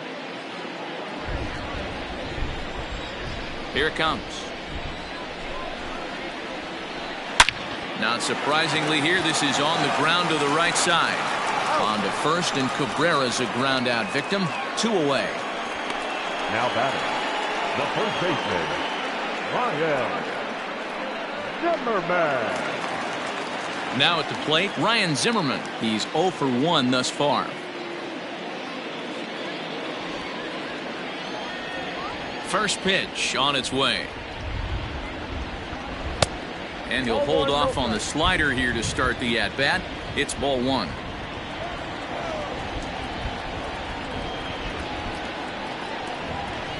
And here's a fastball inside as the count moves to 2-0 now. Hey, always a good idea to take a couple of pitches when you're facing a young arm like this one. And now he's put himself in a real good hitter's count. The 2-0. Hey!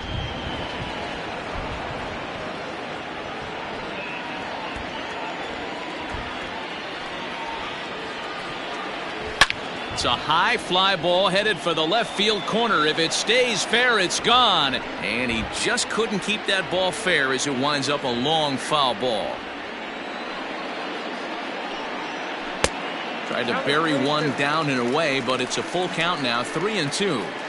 Looked to me like he tried to do way too much on that 2-2 pitch. You don't have to come into the zone on that count, but a pitch that far outside isn't going to tempt anyone to swing. This is on the ground over to first, and he'll step on the bag himself, and the inning is over.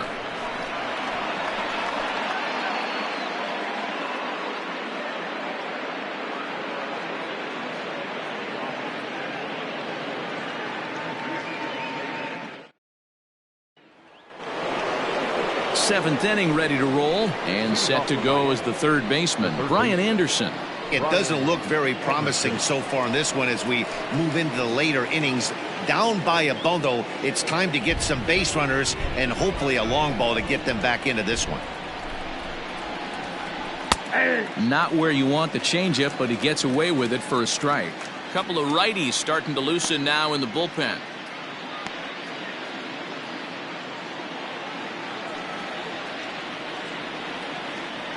Into the windup. Here comes the 0-1.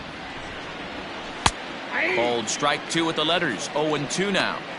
His slider's been impressive all night long. If he can continue spinning it like that, he's going to be just fine.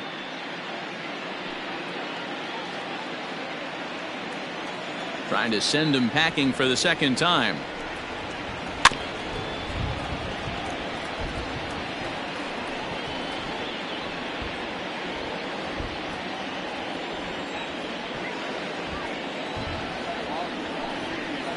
Hit on the ground to short. And the throw to first is in time, so the leadoff man is gone here to start inning number 7. Now back, the center fielder, Matt Joyce. Stepping in, Matt Joyce. It was a flyout for him in his last trip.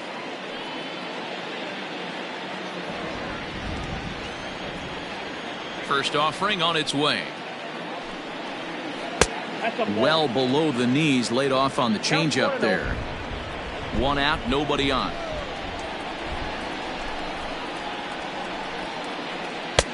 Fastball at 94 miles an hour, and it's 1-1.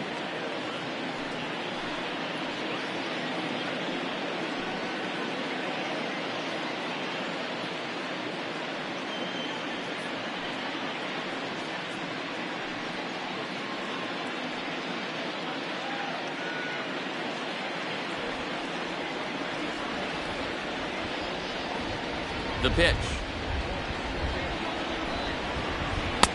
Swing and a miss as he pulled the string on him. 1-2. And through 6 1/3, he's about to hit the 100 pitch mark now. Hey, you know, Matty V, this is all you can ask for as a manager in today's game in baseball. Very rarely do we see guys get through the 7th inning. So he's through the 6th here with 1 out, and Mark DeRosa, so far so good, a pretty decent outing. Yeah, and I think it's going to be batter to batter here for the manager if he's going to continue to ride this hot hand or if he's going to go to the bullpen. Everybody's different coming out of spring training. Some guys get off to torrid starts. Some guys struggle. This is one that struggled, but maybe that single gets him going. No balls and a strike to count.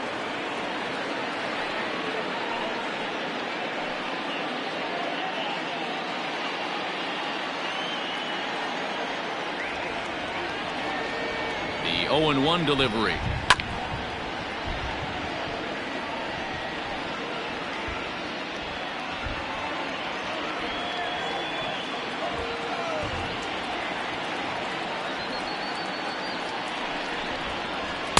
Fastball swung on and missed as they set him down for the 2nd time here tonight. In a double play situation, you kind of expect most pitches to be down in the zone, hoping for a ground ball. So that was an interesting pitch selection to go up in the zone. I think he caught him off guard a little bit.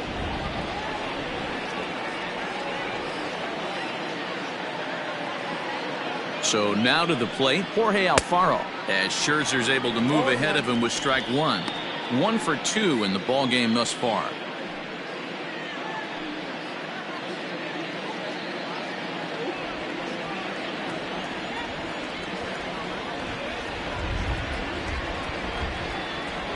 From the stretch.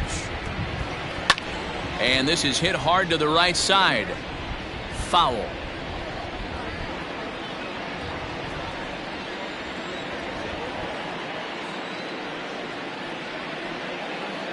Two quick strikes, and now the 0-2. Again, he sends it out of play.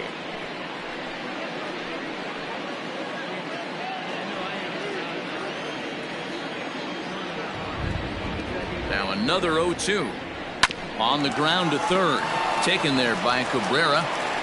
Throw to first in plenty of time, and the side is retired. Marlins leave 1. The lead remains 5. It's 6-1.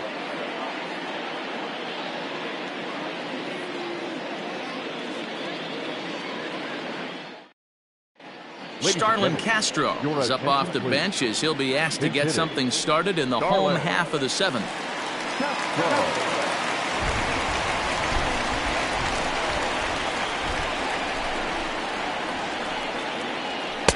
And he gets ahead here with the fastball, strike one.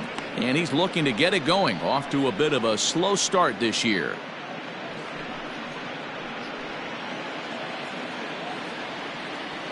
The windup and the 0-1. Nope. Marlins have some action in the bullpen now as a right-hander is up and throwing. Wow, and he took something off of it there. It's 1-2.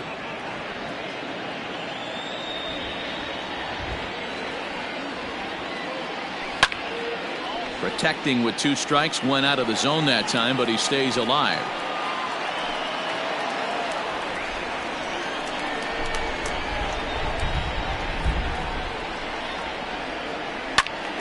And another foul ball.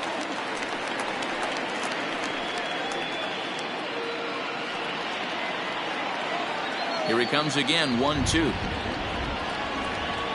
Swing and a miss as he ran the fastball right by him for the first out. This is why it's so hard to be successful as a hitter when you fall behind in the count. 1-2, you're probably expecting some sort of off-speed pitches, but when the pitcher offers up a good hard fastball, it's pretty hard to adjust and catch up to it.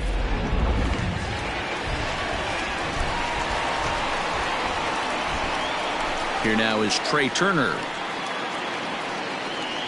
As the first pitch to him is in there for a called strike one. So far 2 for 3 in this one.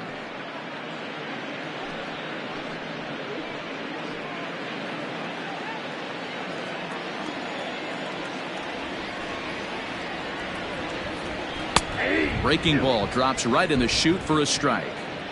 You know, it's great to be patient, make a pitcher work and all that stuff to try to get walks, but you have to be ready to hit. And that was a really hittable pitch, and now you've got to deal with an 0-2 count. But taken in over at first for the second out, as that might have been extra bases if it were 3 feet higher. Eaton.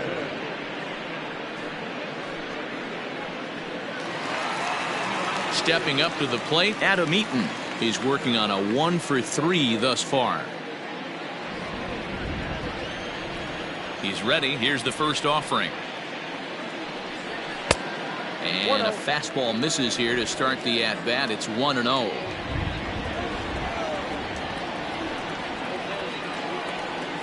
Changes up on him, but that's in the dirt for a ball.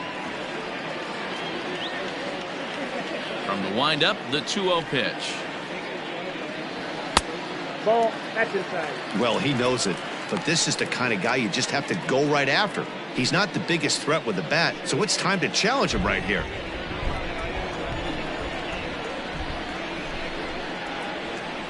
And this is taken low for ball 4, and they'll have themselves a 2-out base runner here after all. Now back, second baseman, Howie. Into the box now, Howie Kendrick, who drove in 2 runs on a double in his last at-bat. Well, he got a good pitch to hit last time up. Looked for it up in the zone and didn't miss it. Those are the pitches you only get maybe once in AB, maybe once a game, maybe once a week. So he certainly capitalized on it last time. It's funny, that pitch, I can picture being in the box. That pitch looks so good to hit, and why does no one ever get to it? A good executed high fastball usually blows 9 out of 10 guys away. Yeah, that hard hit single right there, that's clean. 3 for 4, he's looking locked in.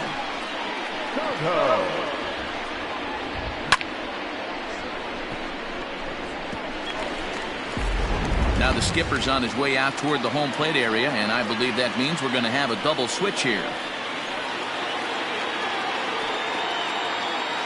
Adam Conley will come on now, and he'll slide into the 7 spot in the lineup following the double switch. John Birdie will also come on now as he'll move into the pitcher's number 9 hold in the order here on that double switch. Batting 9, number 5, John Birdie. At the plate, Juan Soto, as he takes a called strike at the knees. It's 0-1. He's hitless in 3 at-bats to this point.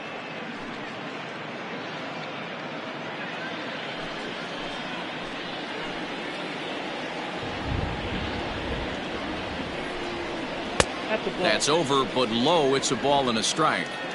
2 down, runners at first and second. There's a shin-high slider laid off for a ball. Great chance right here as a hitter to be really aggressive. With 2 guys already on, pretty good shot. He's going to get a challenge pitch right here.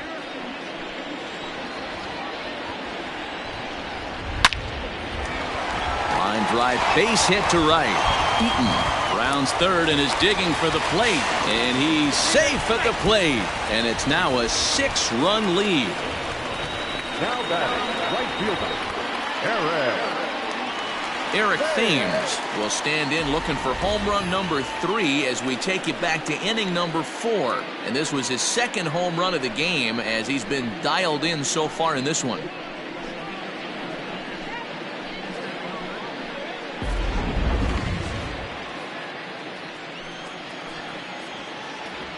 First pitch on its way. Ball that's outside. 2 men are on with 2 men out.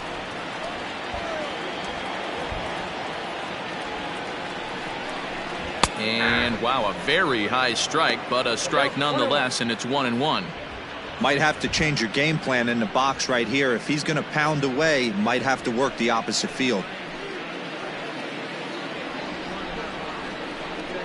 The 1-1 home is swung on and missed for strike number 2. 1-2.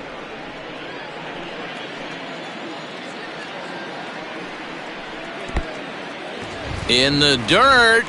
Throw over to third here, and he's going to make it up to third here as he advances on the wild pitch. Well, you live by the sword, you die by it too. He went with an off-speed pitch down in the zone, and that's the risk you take there. The catcher can't come up with it, and 2 runners advance. Now they're both into scoring position.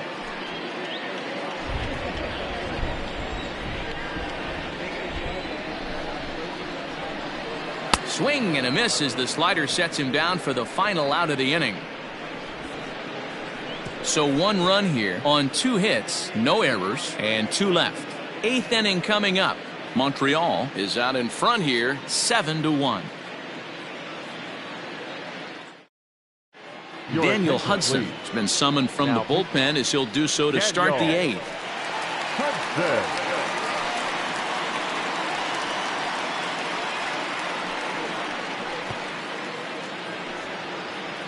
So striding forward now, John Birdie, and he's getting his first plate appearance here in the 8th after entering off the bench just a little bit ago.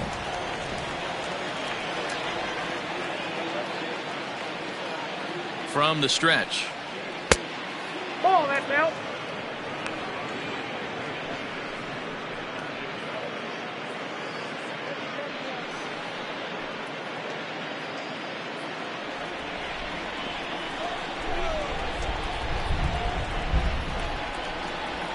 The 1-0 is swung on and missed, and that's strike 1. Big fastball is definitely this guy's MO coming out of the bullpen.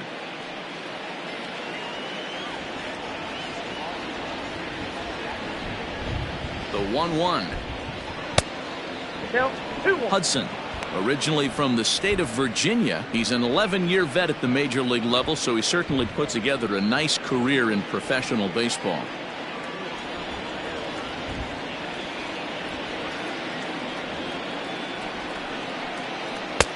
Changed up on him and dropped it in for a called strike. Great job on those last 2 pitches of varying speeds. Gave him a hard fastball, and then he locked him up with a changeup.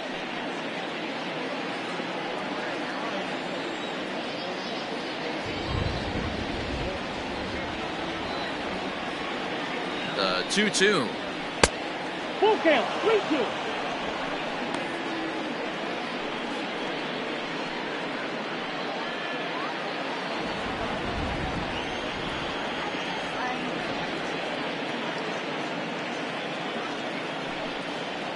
And a good take there will net him a base runner as it's ball 4 now to start the 8th inning. He's really struggled with his command in this game, no doubt about it. But to make things worse, he just lost one of the fastest guys in the ballpark.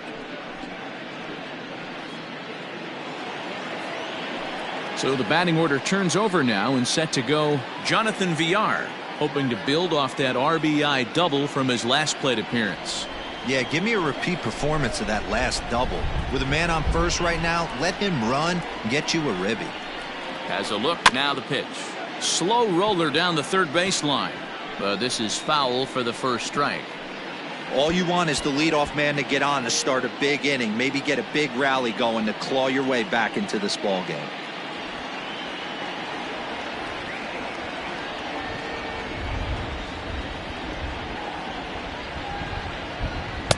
And they go right after him here as he swings and misses. Strike two. This is a tough guy to turn two on. It's got to be hit hard. If you're an infielder, you've got to catch it and get rid of it quickly.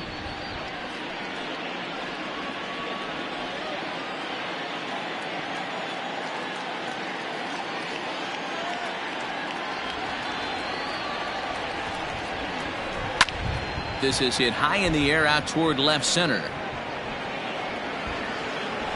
Eaton will settle under it to make the play for the first out, as the runner will have to head back to first. Now batting. With that, we'll give you a look at our starter comparison for the two starting pitchers in the game, and the column to look at is the one on the right side of your screen. Not too many hits to go around at this point in the ball game. Ready for another chance? Miguel Rojas. He could really use a knock here. 0 for 3 in the game so far. From the stretch, here's the pitch.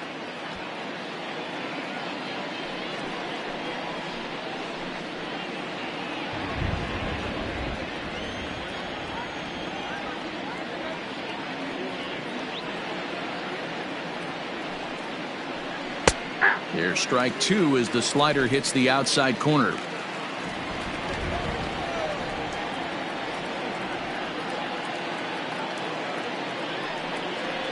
And the slider gets him swinging. Two gone. It's so hard to hit when you're behind the count 0-2, right? You have to protect for the fastball. You have to look for the soft stuff down and away. You're really at a disadvantage when you fall behind 0-2.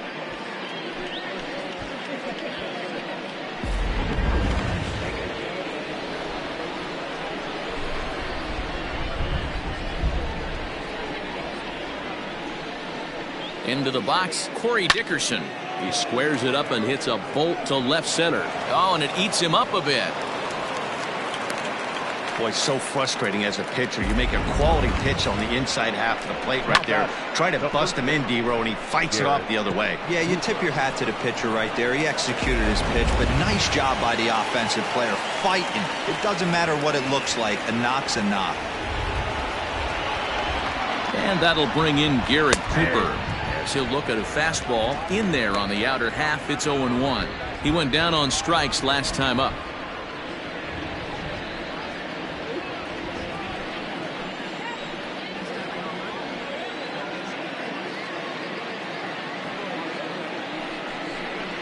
Well, and he's got him in the palm of his hand now. It's 0-2. Man, I really don't know how you swing at that. He must have had his mind up. He was going to swing as soon as the ball came out of the pitcher's hand. Looking to put him away. Here's the 0-2.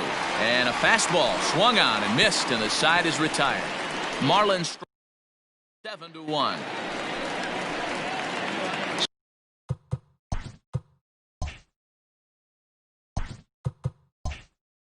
Stepping in and ready for another shot, Kurt Suzuki. His last at-bat didn't go his way as he popped out in foul territory. Yeah, Matty, and I think that pop out was just a result of poor pitch selection. Got to see the pitch over the heart of the plate. He chased well out of the zone, and as a result, didn't really put a good swing on that.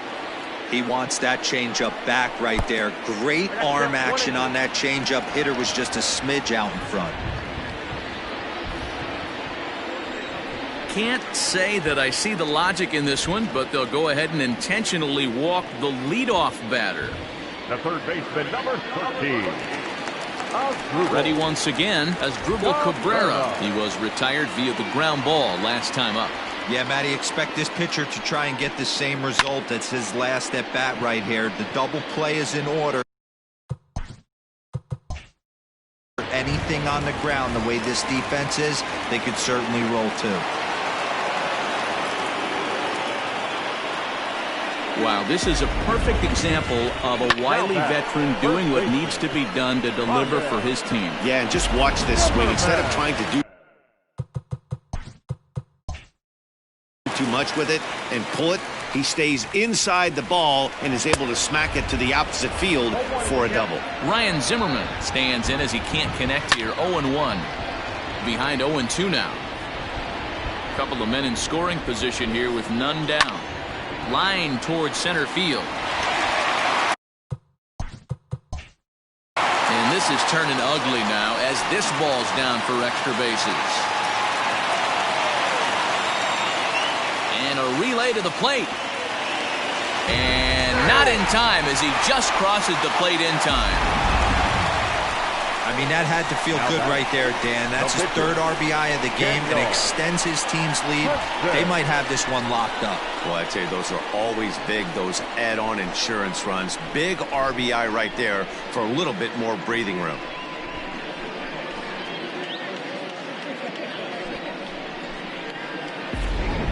Brandon Kinsler comes on to pitch now, hoping for better results than the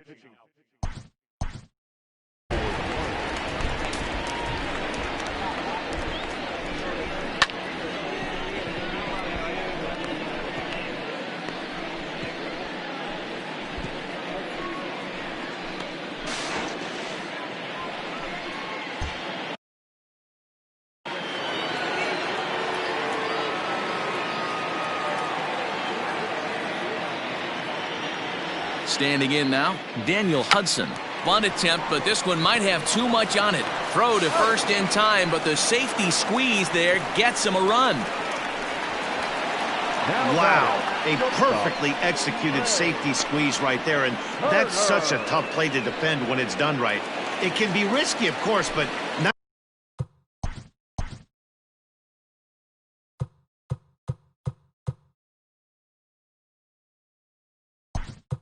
as much as the suicide squeeze.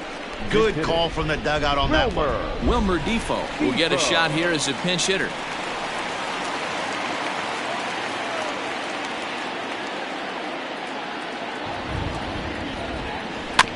Goes after the sinker there as this is fouled away. Still only one out in the inning.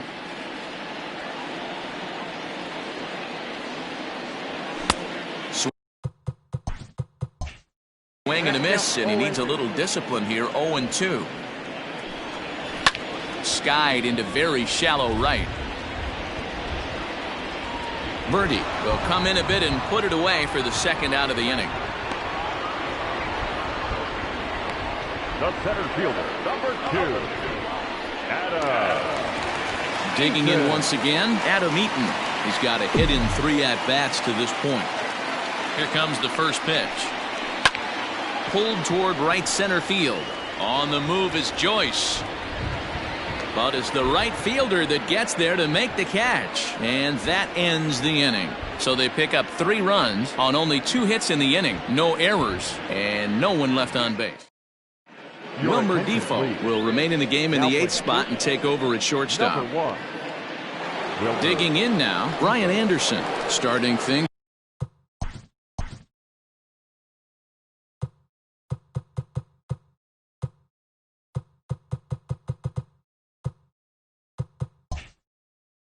For his side in the 9th as they face the improbable odds of trying to come back in this one.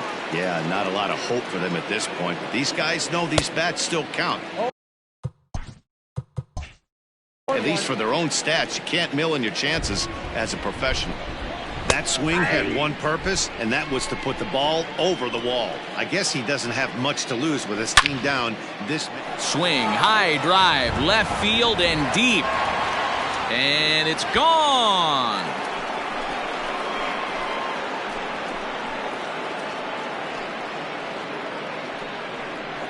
A solo shot here to left. First home run of the campaign for him as it's now down to an 8-run ball game.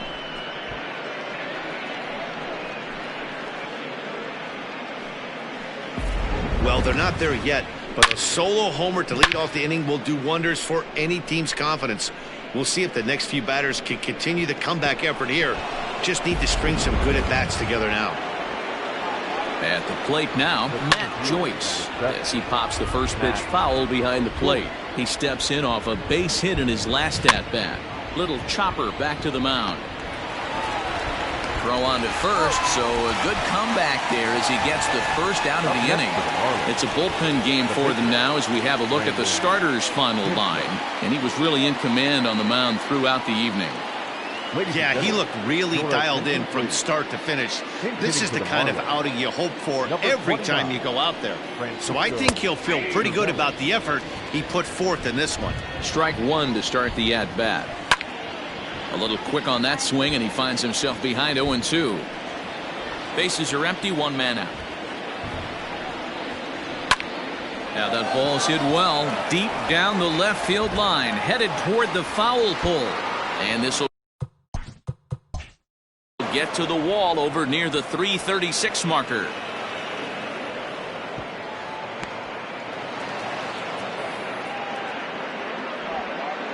Up next for the Marlins, Wander Suero answers the call from the dugout as he'll try to record the final 2 outs of this one. now pitching, Wander Suero. Stepping in now, Jorge Alfaro. And this one's in the dirt.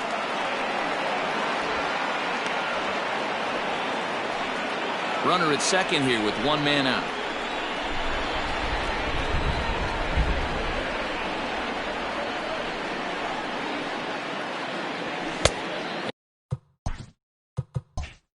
And he powers a cut fastball by him that time, and he's in charge now, 0-2.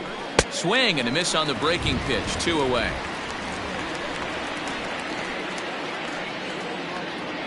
Digging in, John Birdie, runner in scoring position with 2 gone. Birdie. Becomes set. Here's the 0-0 pitch. And look out as that one ran in and got him. And now that third base dugout has really come to life. They are not happy about that last pitch. Hard to blame him. And I think it's going to lead to a warning as you see the home plate umpire coming out. And he will indeed issue the warning to both benches. At the plate, Jonathan Villar. It was a flyout for him in his last trip. First pitch of the at-bat on its way. Turned on that one and crushed it. Just pulled it a little foul.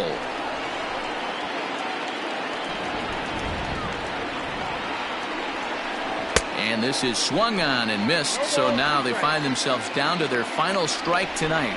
And now this crowd of 27,000 plus rise to their feet. Miami down to their last strike. 2 balls and 2 strikes to Jonathan Villar.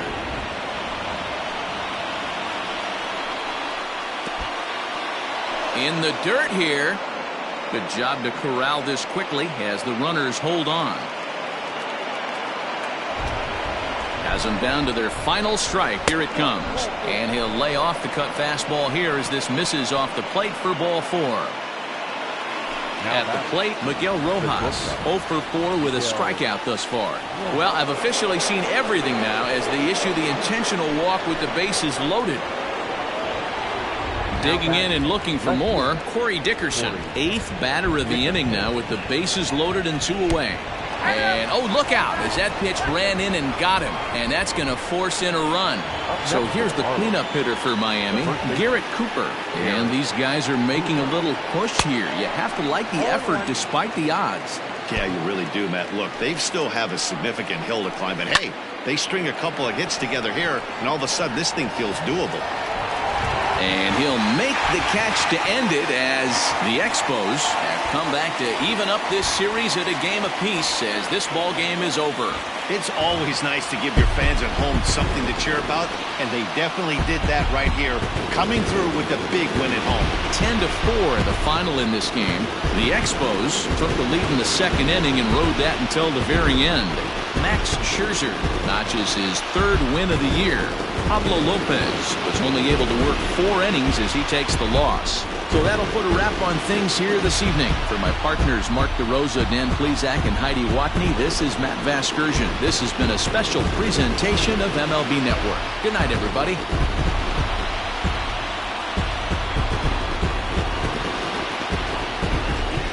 Here now is our final line score. First for your victorious home team, 10 runs, 13 hits. No errors. They left 4 men on base. For the Marlins, 4 runs on 6 hits. No errors. They left 9 runners on base. Time of the ball game, 3 hours and 35 minutes. Thank you for joining us here tonight. And we remind you to please drive home safely.